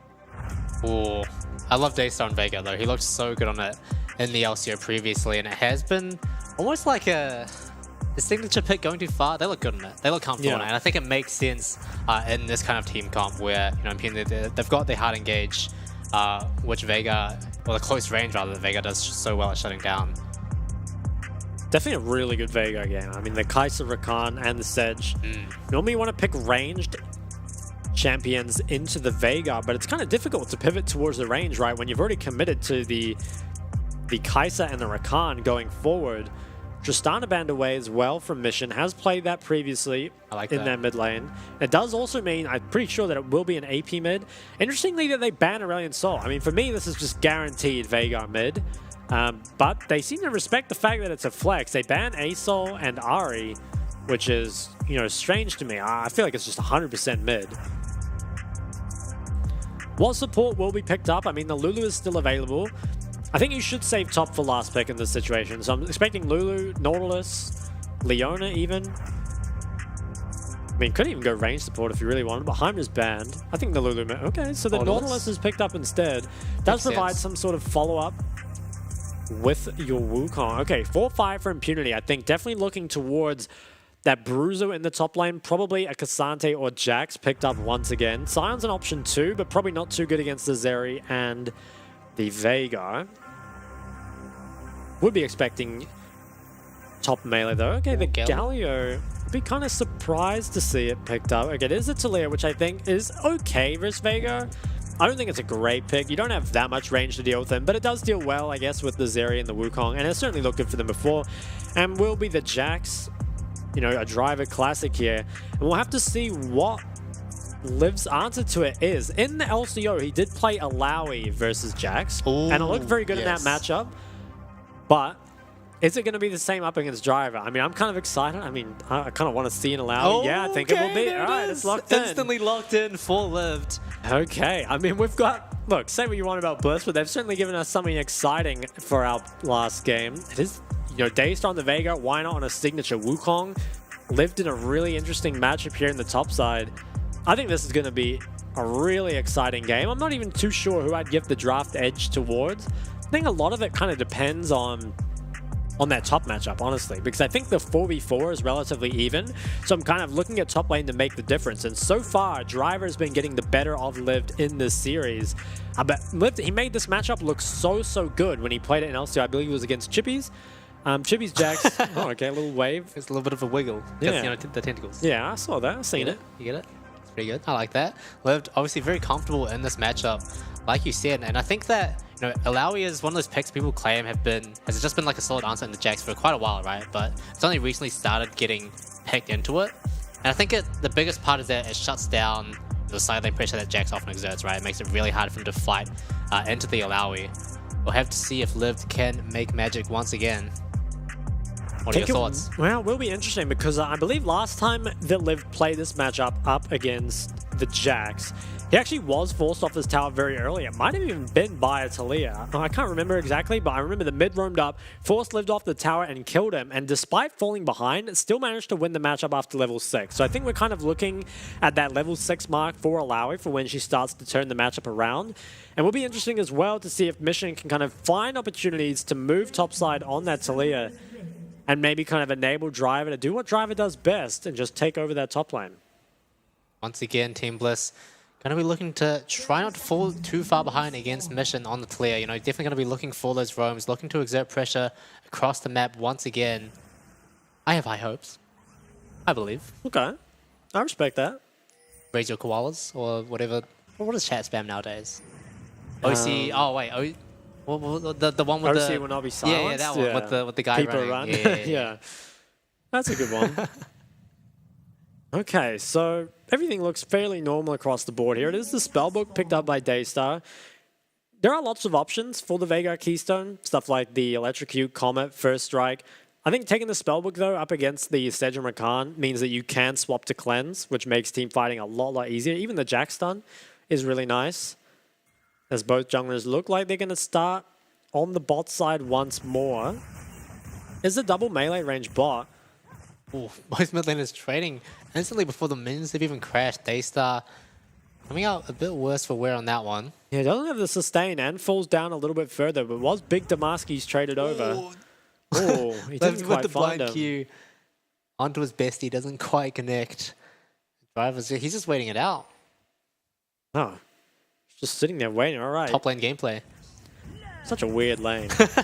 Okay, he's going to chase him down. I mean, he has a lethal tempo. Yeah, he sacrifices the 3 minions as well, just for this favorable trade.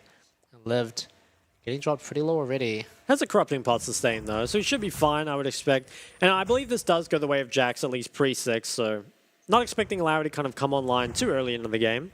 As Driver yet to pick up a CS, but is certainly asserting dominance. Envy, though, getting locked on, finds a great entrance lots of onto himself. damage. Aftershock popped as well, now forced the flash with the Ignite, taking Alan. And he's going to get that last hit, though. First blood going over to the side of Impunity. Alan once again finding these early kills, and Bliss put into, unfortunately, another similar position in previous games. Yeah, that is really weird. We're kind of, okay, hold that thought as Alex, he's going to invade Why Not, has the red buff advantage.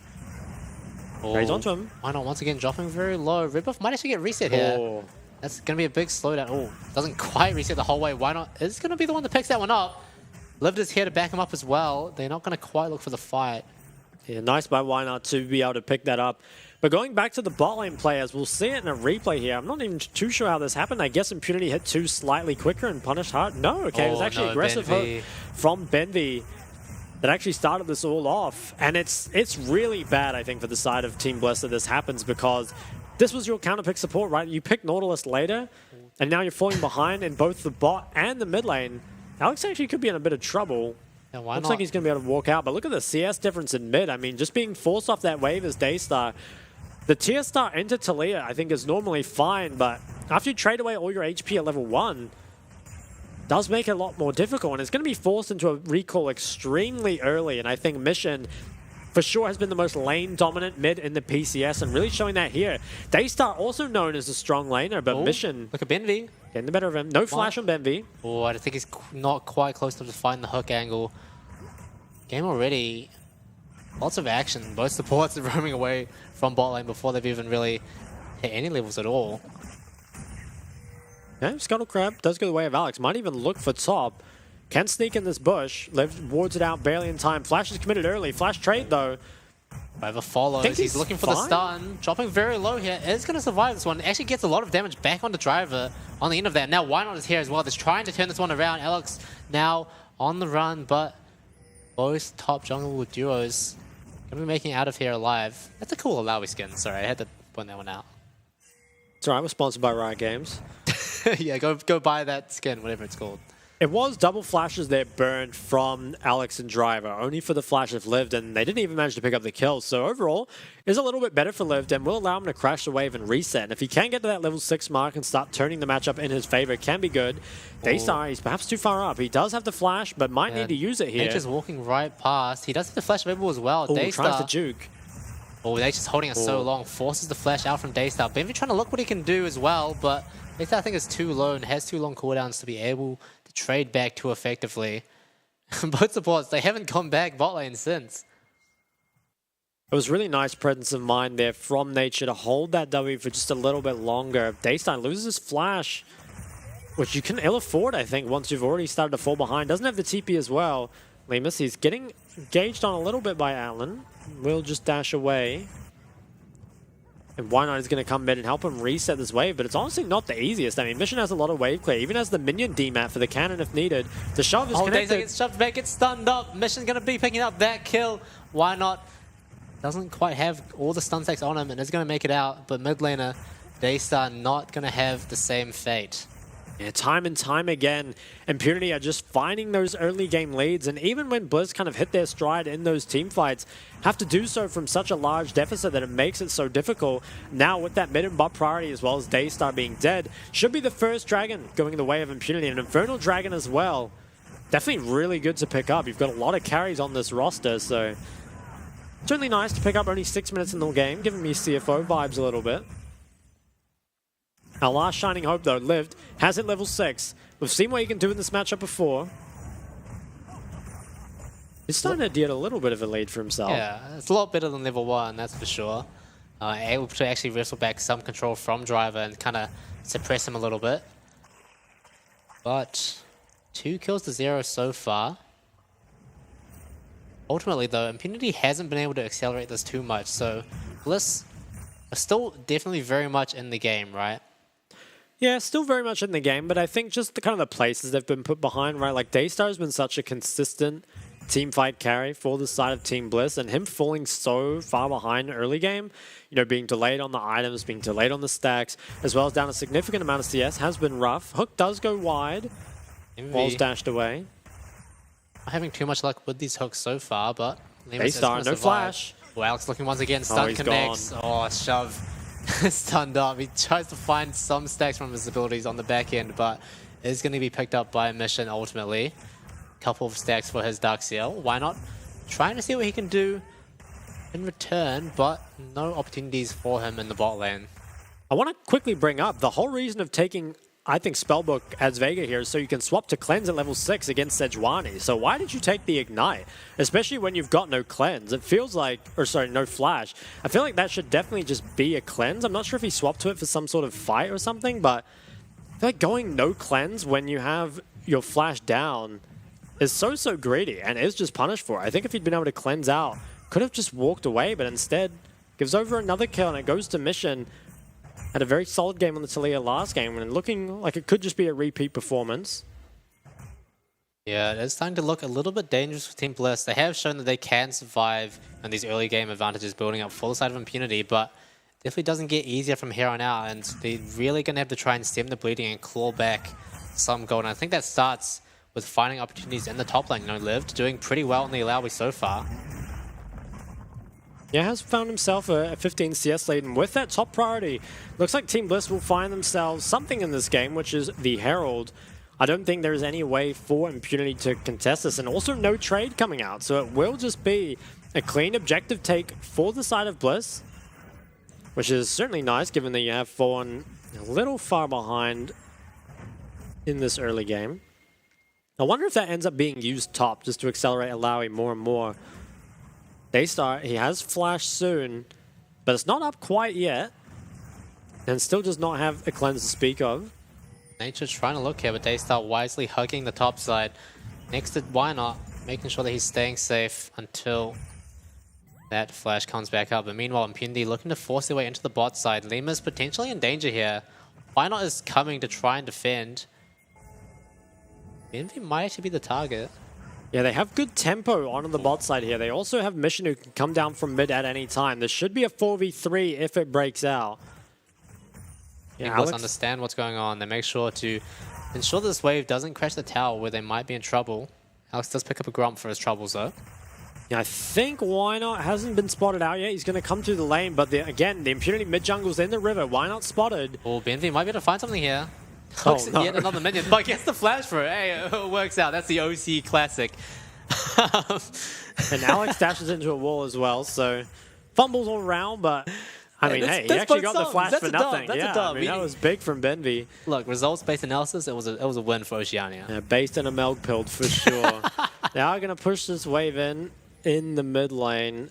Why Not still in the bot side, and he has ult. They're going to look on Daystar once again, who does not have the cleanse. Stun connects once again. Going to get shut back, stunned up. Alex actually flashing randomly, but Why Not is here to try and defend. Cyclone flashes, hits Mission, dropped it very low. Why Not is going to pick this one up. Shut down for him. Now looking towards Alex, but too healthy for them to chase down instead. Getting this wave, and that's a big kill for Why Not. Big shutdown, and punishing Mission and Alex. Yeah, nice counter gank there. Coming out from Why Not, Alex does not have the flash, although Benvi maybe committed a little too hard. Yeah, sick of hooking minions, chooses to hook the wall instead, but actually hooks the champion this time. Nature. What the hell does that mean? Lived actually looking in. Counter-Strike doesn't get the stun, so Lived might actually be able to find something here, but... Oh, top lane is so low. Yeah, they're swapping sides. Lots of tentacles around in that area, though. Driver actually tanks one. That doesn't look fun. Is going to be able to reset here. Liv, though, I mean, he's finding himself the lead. Let's take a look at replay mid. So, initial engage mid, I think, is good, but they don't have a whole lot of damage between them. And I think Alex flashes to try predict the flash, but instead, Daystar just flashes down. And Mission, I guess, after committing flash forward, is just chased down by Why Not. It's a shutdown picked up, as well as the Herald able to be dropped mid. So, nice pickup there for Bliss. And this is, the way they've achieved it is perhaps a little off, but they have a fairly even early game here, right? We wanted more stable early game. I don't think we got that. But down only 200 gold, I think that's fine. And while you are down 2 drags, there's still, you've got a winning top matchup. You've got scaling in your mid and AD. And actually have a small gold lead for themselves, which is the only one I believe they've had this early in the game all series. So are Bliss favored to win? I'm still not sure, but they have a chance. Have some faith, man. They're looking good. They've clawed it back. Oh, but as I say that, Nature looking in, finds Grand Entrance onto 2. Lima's going to get followed up on by Atlan. Not quite enough damage, though. Might be able to kite this one out. Good amount of damage on the receiving end of that. But the wave is crashing. They're going to need Why Not to come in and help them collect this wave. Lima's very, very low. Has to be careful not to get caught by a straight Kaiser W. Yeah, Alan's looking for it. Benvi has ultimate now, though. Alan could be a little bit too far extended. Benvi has flash. Ooh, they're not going to go for it. Now Alex around Daystar. mid again. Daystar has no flash. Yeah, they really don't like Daystar being alive in the mid lane. Alex going a long way around, trying to see if he can catch him off guard. Cage goes down, see if he can dodge the stun. Not quite going to get stunned up yet again. No cleanse available, but Why Not finding Mission, taken down by Benvi, finding Nature as well. He's going to be next to fall. Daystar doesn't quite pick that one up, but double kill for Benvi. Okay, yeah, nice here out of the side of Team Bliss. I feel like, as we have a top lane fight. Has popped the ultimate. Oh, Driver's actually sidestepping so many of these tentacles. Doesn't sidestep those ones. Lived actually going to get taken down in the end. Losing out on that 1v1. Driver just so menacing on the Jax, but still very, very even game state across the map. It is even game state, but it's definitely not even top lane. Driver is just better. There's no other way about it. As we see this fight around the mid jungle again, I think Mission I guess they didn't know Wynot was in this bush, and then he found himself kind of in trouble with no flash. Really nice punish from Bliss here on the bot side. It's kind of unfortunate, I think, that Benvi picked up both the kills, but even just saving Daystar from dying is really, really big. Take a look at this top lane fight. Driver, he dodges the initial Alawi E and then takes that as his permission to engage. Dodges literally everything and then just takes him out. So, I mean, Driver, he's been such a force for them. Oh, Lemus. I mean, trouble has that big blast going to get him out of there. Once again, by the way, first tower goes the way of Driver. Purely 1v1. He can't keep getting away with it. Takes all 5 plates by himself, despite Team Bliss being the ones that pick up the Herald. I mean, it's just a top difference. Driver, as always, finding these leads for himself. We have to see if he can translate it into something more for the side of Impunity, but they're looking towards the bot side as well. Envy kind of alone for now. But Alan and Nature not going to look to try and punish that. And Liv's trying to get revenge for his tower as well. Why? Oh, I don't think he quite has enough to finish it. I think he got it. Driver's here. Yeah, he's got it. Oh, ooh, is he in trouble though? This is the long boy blast cone. The long boy indeed, Liv. He's going to swat him out on the ward, but let's see if this devolves into a fight. If he can hit the E, he hits the E. Liv finds the E, finds the ultimate as well, dropping so many tentacle slams down onto Driver, finds the slow as well. Might be to chase this one down. No flash available for Liv though. So they are going to give up that one, but in return, that means that a lot of pressure is generated for this Rift Herald. Team Bliss staying in it, and that, you have to assume it's going to go mid to try and break that one down. Most likely, yeah. Although maybe, actually looking towards the top side. Oh, Benvi. Flash trade. Alex is forced to flash away. Looks like in the meantime, bot tower is going to get picked up by Atlan. Maybe can't quite get it. It's 600 gold. I hope he hits it, but yeah. Okay, dodges out. Nature's here as well. Wow. Okay, Yeah, actually ended up shared, so perhaps not optimal, but I'm going to drop it top. Yeah, Team Bliss though, trying to find what they can on the other side of the map. Oh, Wynot wow. ends up on the wrong side of the wall, has the decoy to get himself over, but Slam does have to flash away, but isn't going to be so lucky with the Sejuani ultimate coming out mission, picking up his revenge onto Wynot. Yeah, a little unfortunate to Wynot. I mean, maybe he expected to be put on the other side of the wall. Not totally sure what happened there. Was mid tower picked up here for Daystar, and gold lead, certainly not insurmountable, right? Down 1.5k. 2 dragons though for the side of Impunity, and only 40 more seconds on the third drag. I think Team Bliss, whether they want to or not, are going to have to contest this one.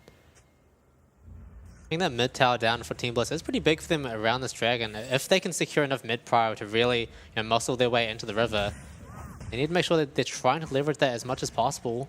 Chemtech Drake up in 20 seconds. Wynot back on the map as well? Daystar has TP available too. Likely going to be a 5v5 with this dragon. Yeah, I don't think there's any way to avoid this kind of team fight. Most likely we'll even bring Liv down to it. He's here already. Daystar is resetting. We'll be able to TP back in. It is Team Bliss that currently hold the control. The TP comes in from Daystar. Mission's going to push this bot side and has really found good Weaver's Walls to kind of break up the fight. Ooh. Looks like it's being pulled out. There's lots of different angles being held here by Impunity though. Yeah, this looks really dicey. Weaver's Wall, as you said, not available. Draken dropping to half HP. Driver's waiting in the wings. So is Alex. Nature finding an engage. Finds a grand entrance. Not quite. Vega Cage going to keep him locked down, but Lemus over the wall trying to find any auto attacks at all, but Atlan going to try and hone in on him and lock him down. Meanwhile, on the other side of the river, Daystar finds Driver. They finally allow damage onto Alex as well, and Impunity actually on the run. Team Bliss seemingly coming out on top, but they only have 3 members available now. Yeah, Wynot's dead as well. Hook finds him. Benvi is going to drop down. Atlan on the killing spree now. Liv and Daystar, the only 2 remaining members of Team Bliss, and I think Impunity going to have to give this one up. So definitely A with Team Bliss. Definitely not optimal, but not too bad. It wasn't clean, but I think you definitely take it for sure. I'd really like to see the damage graphs for that fight because I feel like Liv did a whole heap of damage in that team fight, but it's kind of hard to tell. Now, Driver, he has this initial flank, which looks really good, but I feel like the initial engage from Impunity wasn't the best. The cage from Vega really delayed a lot of this and bought so much time for Alawi just to kind of hit for free. Lemus, unfortunately, I think kind of pathed too far away from his team and was ultimately a non-factor in this fight. Liv, though, he hit both E's as well as found a reasonably good ult. The cages from Daystar were good. So the members of Team Bliss mostly are doing well, but they're not all doing well at the same time, right? And that's what you really need. You need a team fight where all 5 of your players kind of execute correctly, and then you can kind of come out on top. But it felt like in that fight, I mean, yeah, okay, it was pretty much a lived 1v9, despite falling so far behind in the 1v1. Still doing a great job in the team fights. Benvi, no flash. On the right side of the wall. It's actually going to dodge out most of those abilities, and it's just going to walk that one off. And Benvi on the node list, finding so many plays. He did pick up those 2 kills mistakenly earlier, but in that Dragon fight as well, crucially finding that kill onto Alex and ensuring that they are able to pick up that 3rd Dragon for themselves. Looking to be a key player for the side of Team Bliss. It is Atlan, though, now who has the Navori so early. 3-0-1 on the Kai'Sa. It's looked very, very good both times it's been picked. Now, where do Impunity go from this? They've already got 2 towers bot, so there isn't a whole lot the driver can actually take down there. Maybe instead you just keep playing towards these Dragon team fights. It's kind of difficult, though. I think teamfight combo is pretty good here for the side of Team Bliss. Daystar drops the cage. That will be on really cooldown. Driver, once again, exerting so much pressure in these side lanes. He's so menacing. Able to generate so many advantages for the side of Impunity. Meanwhile, Mission is going to be matched up against Liv now on the top side. Oh, he hits the shove. Not a lot of damage, though. Doesn't look like a whole lot is going to happen here, at least for a while. I think we're kind of going to end a lull state here where there's not really much that can be done. No real objectives up other than this this Baron and then Dragon in 2.5 minutes. Towers don't really seem accessible. Maybe Impunity could look for that tier 1 mid, but it is kind of difficult, at least for the moment. Most likely instead we'll just be playing towards what is going to be the 3rd Dragon here. Impunity, though, they're looking to take a little bit of this topside jungle. They could maybe find an engage on Nalimus while he still does not have the flash. Does have the cleanse available, though. If he's on vision, he might get picked off here by Nature and Mission. He's going to find the shove and the knock up, and he's just going to get popped just like that. No chance to pop the aftershock for himself to try and get himself to safety. And Impunity now turning their sights towards the Baron. I think it's hard for them to finish this, but they're likely going to try and turn this into a fight and force Team Bliss to walk in and face check. Nature waiting in the wings. Ooh, TP comes in from Driver as well. It's very difficult for Team Bliss to walk up to this, and I think Baron's just going to go down. It's already so low. Oh, Daystar's getting it done. Oh my. Blue team slays the Baron Nashor, and Team Bliss are in shambles now. Daystar drops almost instantly. Liam is trying to find what he can as well, but going to get charmed up and ultimately taken down by Mission here. And Driver now dropped very low, but Alex is here to save the day. Lived trying to see what he can do as well. Why not dropping down and Lived? Unfortunately, this Kai'Sa is just so damn strong. Atlan, he's cleaning up. He really is, and I think now game is looking really, really rough for Bliss. They fall so far behind. They all die. Baron is given over. Tier 2 drops mid. I think Tier 2 will drop top as well. And I feel like Bliss are just here way too late. Daystar, I'm not even sure what he's up to here. He's trying to steal, but just ends up dying. And now they have no chance of winning the fight. The Vega cage is so essential to doing anything here. And once they're engaged on, there's no peel tools. Lima's taken out in rather short order. It really is just down to Livs, but can kind of be CC'd, and Atlan's so accelerated. Can take him down so quickly. So it felt like Bliss weren't really on the same page there. Did they want to contest? Did they want to try and back off? And that all started with Benvi being caught over the wall. Just kind of strength to strength here, though, for the side of Impunity. And as now, for the 3rd game, a Medjai is picked up by Mission. Oh, Benvi finds a flash hook, trying to redeem himself, finds a knockback as well. Nature isn't able to save him. Shut down for Lima's Team Bliss. They're not giving up yet. They're trying to find a way back into this game. Chemtech Drake coming up in 15 seconds now. It's going to be so hard for Impunity to try and contest this. Now I think Impunity have to give it up. It was a really nice flash hook there from Benvi. He's managed to take down Atlan and give the shutdown over as well.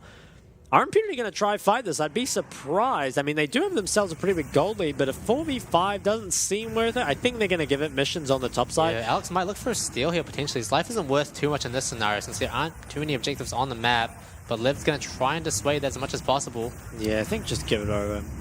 Okay, so once again, you know, despite falling very far behind Bliss, they find themselves at least a little bit of a reprieve in this game. A shutdown, I believe, was picked up by Limas. I wasn't totally sure, but pretty much anyone that's on here would be good. Still in the Dragon Pit. This might be a good fight for them. Nature is forcing Grand Entrance out, but not before he gets picked off by Why Not with that the long boy I don't know, monkey stick? I don't know what's Longboy going on. monkey stick. Longboy monkey That's a stick. new sentence. But why were Alex and Nature there? I'm not really sure what happened. I mean, the dragon was already dead, so I'm not really seeing sure. things. Yeah, they must have. I don't know how they ended up there, but again, nice picks for Bliss. It always feels like this happens though, and it just ends up being too little, too late, as they fall so far behind consistently in that early game. Down now 2 drags to 2 though. And they're starting to hit the stride on the carries, right? Daystar, he's getting towards that Rabadon's third. Lemus will be looking towards the Navori next. I want to see, why were these dudes here? That's what we got to figure out. So Why were these dudes here? the dragon is down. Okay, so they're just trying to cancel bases, I think was the play. Or maybe they felt like surely they didn't feel like they had the damage, right? Yeah, this is a bit weird. I'm not too sure what they're going for. I guess I just assumed Team Bliss had vanished off the face of the earth, but they were still around, kind of falling in like the Avengers. And Daystar picks up a kill for himself as well.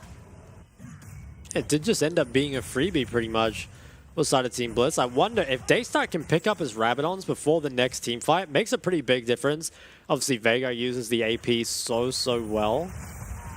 We might see a fight on mid. Oh, Alex with the drive by the Johnny Ultimate does force Lemus to pop his cleanse rather. So he won't have that.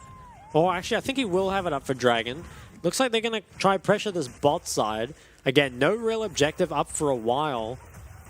And the gold difference, while still in Impunity's favor, has been somewhat stabilized from the side of Team Bliss. They're not bleeding so much as they were before, but still feel like they're on the back foot. The carries are getting strong, though. I feel like all the carries on Team Bliss are still definitely very much a threat. You know, Lived dishing out so much damage when he finds those souls pulled. But Impunity, they're forcing down this turret so hard. BMV trying to find a knockup. Lemus pops his ultimate as well. They're trying to chase down, but there's not too much space made for them. Why not? And Daystar just a little bit too far away. They are going to scare them off the inhibitor turret for now. And Lemus, he really wants his Navori Quick Blades ASAP before this next fight kicks off. He does, yeah. And I think the fact that they managed to burn the Kai'Sa Ghost is definitely a win. While the bot tower did take quite a bit of damage, it doesn't go down for now.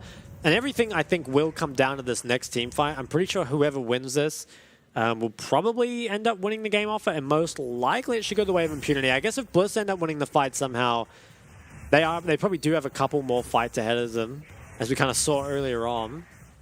It's not the most unwinnable fight ever, though, I don't think. Like, while they're down 5k gold, I think both their carries are very strong, and they have sums.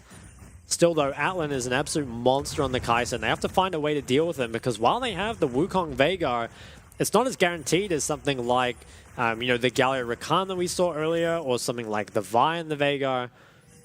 Atlan, though, he's posturing pretty aggressively, does not have his Ghost. Daystar has opted for the cleanse now as well with his spellbook. Yeah, I like it. Lemus still has half the cooldown up on his, or down on his rather, so it's not going to be up quite on time before this Baron's buff spawns, but I think it will be up by the time a fight breaks out. Hopefully. Yeah, I think it should be. It's only a minute 16 on the next drag. I guess maybe if Impunity try and force Baron right now, which, I mean, they did before, so they certainly could again, but that was after they made a pick on the Benvi. Well, why not? Might be in trouble here. Oh, okay. He goes again once again. Yeah, Glacial Cushion is wasted. Yeah, they're trying to find a pick, but why not get a bit of them this time? And it does give them a little bit more space to move around with, right? Not having that Sejuani ultimate available does mean that Team Bliss are a little bit less scared to walk in here. BNV and Why Not trying to get vision. The Baron buff is already at half HP, though. It does get spotted out. So Team Bliss are very much aware of this. Lived has TP out, but Impunity going to back off without too much threat. Nice by Bliss there, I think, to delay that being taken. It's quite difficult, obviously, to face check these bushes, but managed to play it well. Looks like the Baron will be diffused, at least for now. But third Dragon for both teams, spawning in only 25 more seconds. Lived is the one who's getting priority in this bot lane, has the tentacles set up as well. Rabadon's now completed for Daystar. Navori too coming in for Lemus. So if you have a winnable fight for Bliss, this is it. You have to win this one, otherwise you're probably going to find yourself giving over the Baron. They even have the control, so I wonder... I think Impunity are going to look to trade Baron, given that they haven't looked for setup in this area instead. Yeah, they've got members moving towards Baron. TP comes in immediately, so they're bringing Bliss away from their control. Team Bliss, though, they're not interested so far. I think they might... Oh, actually, they're finding an engage. Nature actually dropping very low, knocked airborne, doesn't quite get picked off, but Lemus now trying to do as much damage as he can, get stunned up. is going to get picked off, not quite. Jumps over the wall, but Alan is quick to follow. Now Daystar is a target. They're chasing him down, flashes over the wall to get away. Lived. He's here, but it's a little bit too late. Really was. I think really smart decision by Impunity to decide to start at this Baron and pull Bliss away from the comfort and the control that they have around that dragon. I want to say as well, while it was 5,000 damage put out by Atlan's Kaiser, Driver, he's my go. He found another amazing stun on the Jax. I think it will actually be the third dragon picked up here for Liv. He's slowing it down, although maybe does not have the damage. Driver might try and push them off it. I think this belongs to Bliss. Why not see if the extra support might not be without a fight though. Driver is definitely more than confident to jump in here. Why not is going to find the smite, but is going to get taken down likely. Driver now looking towards Liv. Oh my, he's my go. He's my go right there. He's disgusting. Level 17 on the Jax. Lethal tempo fully stacked. He is a menace. Let's take a look at what on earth happened here. So I think they find the initial engage onto Nature, but they can't kill him before he gets the ult off. And pay attention to Driver with this flash stun. Gets onto Lemus, who then is immediately forced to cleanse and then gets Glacial Prison straight afterwards. It's pretty much just chased down, and Atlan puts on the finishing touches in the back line. They started flashed away. I think he actually did end up living, yeah. But it was the Baron, and now the bot inhib going the way of Impunity. Mid tower will be sieged next. Can they defend? Backs against the wall. Will they go down 0-3? We'll lift this up in 10 seconds, but the Baron buff is just so scary. Benvi dropping the ultimate instantly onto Atlan, but no one is going to be able to follow up on that. Turning his sights to Alex instead, but he's just so tanky. Why not drop very low now? Nature trying to look for a return kill. Atlan jumps in straight into the back line, dodges out from Liv. Daystar finds a kill for himself. Now Atlan dropped very low. Tentacles are actually going to find him. Shut down, going over to Liv. And Team Bliss might just still be in it. Driver is still alive though. This is really difficult. Daystar trying his best to try and clear these waves, but that's 3 inhibs down now. As soon as these supers start rolling in, it's going to look a little bit rough. 20-second timers for the side of Team Bliss. Let's see if Impunity can actually edge their way into these Nexus towers. Mega Cage goes down. Lemus is on the right side this time. It's going to jump over though. I think Team Bliss might be able to defend against this one. Lemus has to be careful not to get caught by the shove. Well, there's 3 cannons though. It's just being sieged down. They're hammering away at the tower. Daystar gets pulled in, but it's going to survive this time. Oh, the tower, I think it's just barely going to live. Oh, wow. Still okay. hope. They hold on still for hope. now.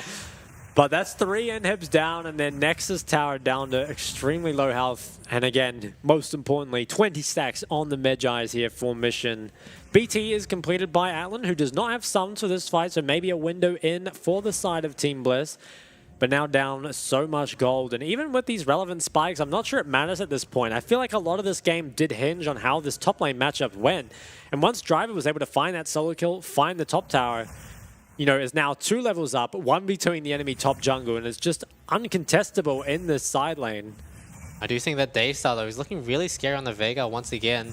On those late game scaling AP carries, right? He's got so many stacks now, fighting so much damage. Just obliterating those minions as well. It just kind of goes to show how much Impunity need to watch out for this. And it is Team Bliss's ticket back into the game. He has been playing these fights pretty well so far. Okay, I think Impunity now, they can just walk in these waves of supers. It's very hard. Like, while there is wave clear, can you wave clear against 3 waves of supers? It's pretty hard. I feel like Bliss have to engage early. Atlan should be the target. No flash, no goes. Benvi has flash very soon. If he can get the flash ult onto Atlan. Oh, Nature. Oh, no. Benvi I'm not sure he wants to be there. He's in a bit of a spot of bother that does get instantly popped by Mission. He's on a rampage. Now Lemus popping his ultimate. Daystar forced to walk back. Driver zoning away. And now Lift is going down as well. Now Daystar is the target. Why not trying to buy as much time as possible? But it's too little, too late. Daystar stunned up. Stuns Driver himself actually, but not going to be able to pick up this kill. Actually goes going towards the end, but 5 remaining members for Impunity. 1 remaining for Team Bliss. Daystar, he's not quite going to be enough. Picks up a kill, no. Oh, at least get the kill. tragic. Oh, he doesn't get the kill. Wow. At least he survives. Oh, he there did we get go. a kill. That's a kill. We take those. But Impunity taking this series 3-0 against Team Bliss tonight. Yeah, 3-0 sweep. I can't say the overall result of Impunity winning was super unexpected, but I am a little surprised by how one-sided it was. I think that Bliss, while, you know, game 1 you could maybe write off to being the draft on the blue side, I think pretty much got what they want. Their bread and butter on both of the other red side games. And unfortunately, we're just kind of outplayed individually, right? Is that the Jax? I think that's Jax. I think it is. Oh wait, that's him dodging the tentacle as well. Wait, that's his 1v1? Oh my god. No, I love that That's guy. pretty funny. Yeah. Yeah, Driver really a huge key player for them. Once again, dominating in the side lane by himself, no jungle intervention needed at all, and really just, setting the pace for his team. I think it's tough as well for Bliss for what you take away from that, because when you do just get outclassed individually, like obviously there are things they can do as a team, right? But it felt like individual skill was a major factor in this series, and that's something that's very hard to improve on before you play a next series in just a couple days, right? There's not really a way to just level up your players in that time, and it kind of felt like, while there were, I feel like, signs of life from pretty much every member of Bliss at some point, consistently it seemed to go more the way of Impunity. Like they would find the 2v2s, they would find the leads in either the mid or jungle, and Driver, time and time again, massive leads for him in the 1v1 in that top side. Now, I do think Bliss, they fall to the losers bracket now and will be taking on DCG. I think despite going 0-3 here, they probably should be favored against DCG, or it's going to be at least close. I think DCG, probably our weakest playoff team. They have a mid who is kind of reminiscent of Doinby in a way. He plays a lot of kind of the roaming mids, is a lot of an enabler for his team, has some kind of weird champion pool, and I think Bliss, with their kind of drafting abilities, might be able to punish that, but I mean, yeah, certainly not good things to say about Bliss in this series. Well, you have to admire their tenacity, right? Yeah. Especially in that second game, it was a really back and forth, bit of a slugfest. And even in this game as well, to a certain extent, right? They tried to stay in the game as much as they could, especially, being newcomers to the international stage for most of them. I feel like it's a big... it's not a win, obviously, it's a loss, but it's still, not as bad as it could have been. And I think they're going to take whatever learnings they can from this game, hopefully shake off the nerves and bring it back in the lower bracket. I would hope so, yeah. I think they still have interesting options kind of coming through in the draft and stuff, right? Like they have a lot of picks that other teams aren't as well versed on, right? The Aurelion Sol looked good. I think the Alawi against a weaker top laner would probably be fine. Admittedly, Driver is probably a top 2, maybe top 3 top laner in the PCS. He's very, very strong, right? So it's a tough match, I think, for Bliss to come up against, but hopefully won't be your most difficult match. I think, or I guess you are hoping it's your most difficult match. I guess it depends if you end up winning in the lower bracket or not. But yeah, I mean, it does go the way of Impunity, somewhat expected. And also, I feel like, stylistically, I thought that Bliss would do a bit better into Impunity, because what I kind of thought is, we see them as that mid-top team, but Bliss should be able to match them. As we go into a replay and kind of see, this is when Daystar just waddled in by himself and got taken out, as well as the flank coming in here from Driver, Lemus as well, charmed up and then walled off by Mission. And it's kind of moments like this, right, where those early game leads that were built up, make team fighting just a little bit more difficult for Bliss, and consistently the Impunity members just a little bit better individually and kind of have the fights go their way, as we'll see that fight where Nature was engaged on early, but so much used onto him, and Driver then manages to find that amazing stun, as well as the follow-up coming through from Alan.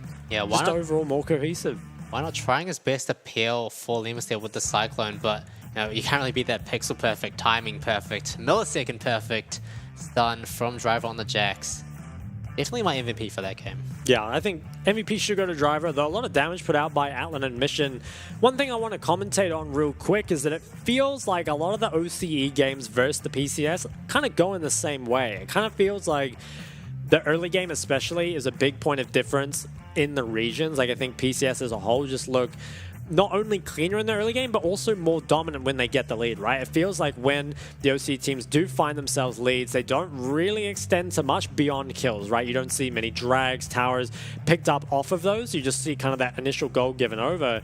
But when it is the PCS teams that find themselves a lead, they certainly snowball to great effect. MVP does go to Mission. I mean, I can respect that. It's better. He did do a lot of his team's damage. Once again, felt great Weaver's walls, and yeah, I mean, I wasn't too sure how the Taliyah would go into the Vega, but Mission on Control Mages is a timeless classic and certainly made it look good. Goal difference at end. Yeah, Mission, 1600. honestly, he's just been consistently solid, right? I feel like throughout the series, he's had his hiccups like the other members, right? But Yeah. ultimately, he gets done in the end. Respectable. And I'm not too upset about the MVP. Definitely less upset than last one. Yeah, I mean, we're always looking towards kind of those mid-top for the side of Impunity when we're looking at MVPs. I want to say as well that I am kind of glad that Mission has gone back to playing some more control mages, because he kind of had a phase mid-split where there's a lot of champs being banned out against him, and he was kind of looking towards stuff more like the Silas. I don't think a Silas was bad, but it was definitely very average, like compared to his other champs. Right on the control mages looks like a completely different beast, and I think it's a really like good sign for Impunity that they are playing what I think is probably their most solid style as a team. Obviously, you know, teams like PSG are going to push them a lot harder than the likes of Bliss will, but still I think it's kind of good that you kind of have some sort of grasp at least on what works for you, and you have that confidence, you know, going into that next series. But we will be going to a break. I believe we will have an interview, and then after that we will come back for a bit and chat about the next series, so don't go anywhere. Only starting, but I'm falling for you right now, girl. I know it's crazy, but you know things get hazy when I'm in your world. So baby, where you been all my life when I was always down on the pavement? I was out waiting in my spaceship for you to lift me up and take me places. So darling, darling, yeah, yeah, oh, I've been falling, falling, yeah, yeah, I've been falling for you. Summertime blue in your eyes, know you looking for a vibe in your life. So darling, darling, yeah, yeah, oh, you've been running, running, you've been running for way too long. Can we find love, or is that too much? Need to know, baby, are you down, down, down, down, down? When you touch down, yeah, tie me with the pound. You owning the town, town, town, town, town. So tell me when you when you touching down, down, down, down, down. So I could come around, round, round, round, round. I know that you don't mess with no clowns. I know that you down, down, down.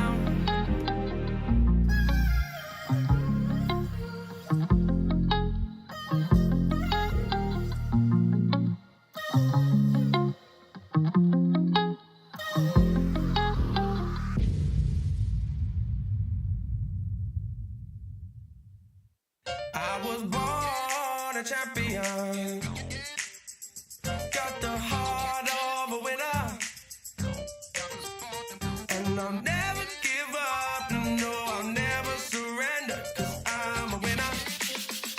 I'm a winner.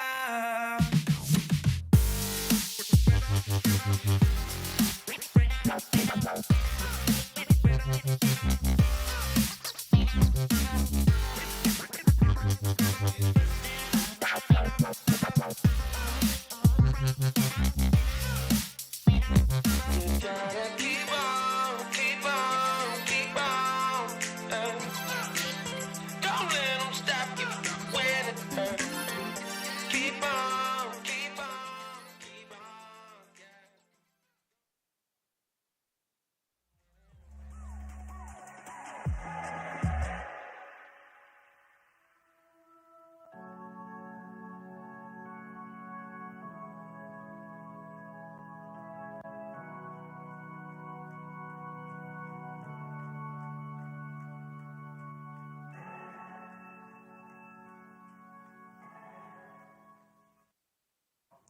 Hello, everyone. I'm your interviewer for tonight. My name is Vincent Lee. Welcome to our post-match interview. Joined here by the mid laner of Impunity Board, Mission. Welcome， 大家好，欢迎来到赛后采访。我是今晚的采访主持人长毛。那我们这边呢是 IMP 的中单 Mission 加入我们，欢迎。Hello， 大家好，我是东山。好，那首先first of all, I want to ask the first question. Is that this is actually yet another game for dignity of PCS. So, do you feel any pressure after CFO actually won against LCO team last night? 就今天其实对PCS 的观众来说，可能又是一场的尊严之战。那尤其昨天 CFO 其实第一场对上 LCO 的队伍已经获胜了。那你们今天对上 Team Blitz， 对你来说，其实赛前会有压力吗？我觉得算有压力吧，因为如果是输国内的队伍，可能不会被大家骂这么惨。可如果是输就是国外的话，我觉得大家应该会蛮用力的。So actually, I felt some pressure because if we lost against PCS teams, I think the audience would be, okay with it. But if we lost against LCO teams, I think audience would be very furious about us. So I actually felt a little pressure before the match. So you guys picked we're talking about game one. You guys actually picked a solid team fight comp in game one with Wukong, with Galio, and Rakan. Therefore, your game plan should be, feeding Kai'Sa until she can take over the game. But game one actually didn't win that way. How do you feel about that, and what actually happened? 就你们在第一局里面，实际上是选了一个非常偏向团战、很坚实的中期团战阵容。你们有悟空，你们有加里欧，然后你们有瑞空。那在这个阵容下面来讲的话，你们可能就是前中期打物件团，然后把凯撒养肥之后，然后后期就可以接管比赛。可是实际上，游戏在前中期他们就接了很多团战，然后你们就获得了很巨大的优势。是比赛的发展是跟你们想的有一样吗？还是有什么不同之处？我觉得算是有预想到的，因为他们选了维克特跟法罗斯这种美位移的 C 位，在我们是加里欧跟瑞空 hold 的情况下，就很容易找到他们的机会，就蛮容易前面打起来的。So they picked Victor for mid lane and they picked Varus for bot lane.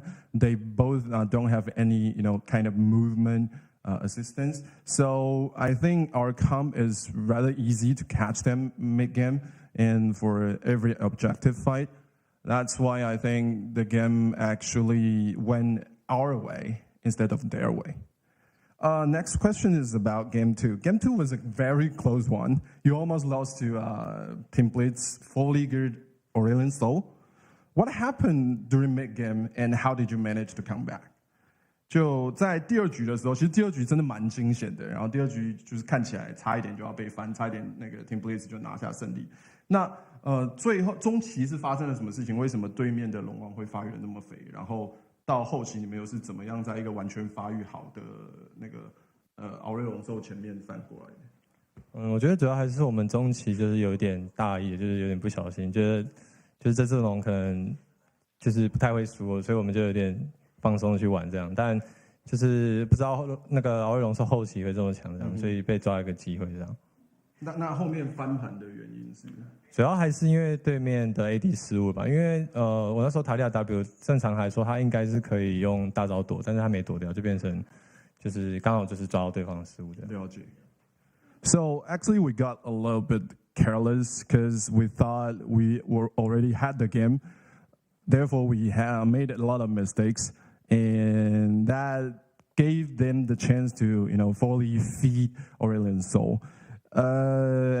Almost lost that game, but in the end we catch their AD carry and catch Saya's mistake, and I flip her over. That's why we managed to come back.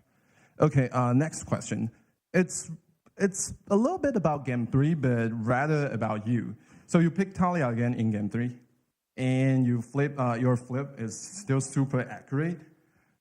Is Talia going to be your new man or your new man champ, or do you have any more surprises for us for future games? 我第三个问题可能这个问题可能有一点是在问第三局，但是更多其实是关于东山里的，就是说塔利亚你又选了一次，而且你在第三局的表现非常好，然后就是在对线的时候就成功的把那个维加杀了2次。那塔利亚会变成你接下来新的面角吗？还是说你还有更多的惊喜在后面的比赛会带给我们？你有练龙王吗？我虽然有练一下吧，就可能看情况出。那其他角色的话，真的也是要看 counter pick 吧。可能对我来说的话，用 counter pick 可能会才会拿其他英雄这样。了解。So I actually practiced Aurelion Sol for a bit, but maybe not yet ready to pull him out. And also, I think the future champ pick would still be, considering the whole draft strategy and counter relations. That's pretty much it. Okay, my last question. So you've had an okay split, and now you won the first round of playoffs. What's your expectation for your final result for Spring Split? 就是你就是在这个赛季表现得还不错，就是最终也是常规赛第4名做手嘛。那第1轮的季后赛你也已经成功胜利了，那你对自己整个春季最终的成绩有什么期许吗？我们最终的期许应该会在就是 PCS 冠军，然后进到 MSI 吧。OK， 直接冠军宣言了嘛，就是下一轮的对手现在就应该要瑟瑟发抖这样。是，我们算有准备的挺好这样。了解。So my final expectation for my final result in Sprint Split is actually getting PCS Sprint Champion and go to MSI. As for MSI, wait until we get there.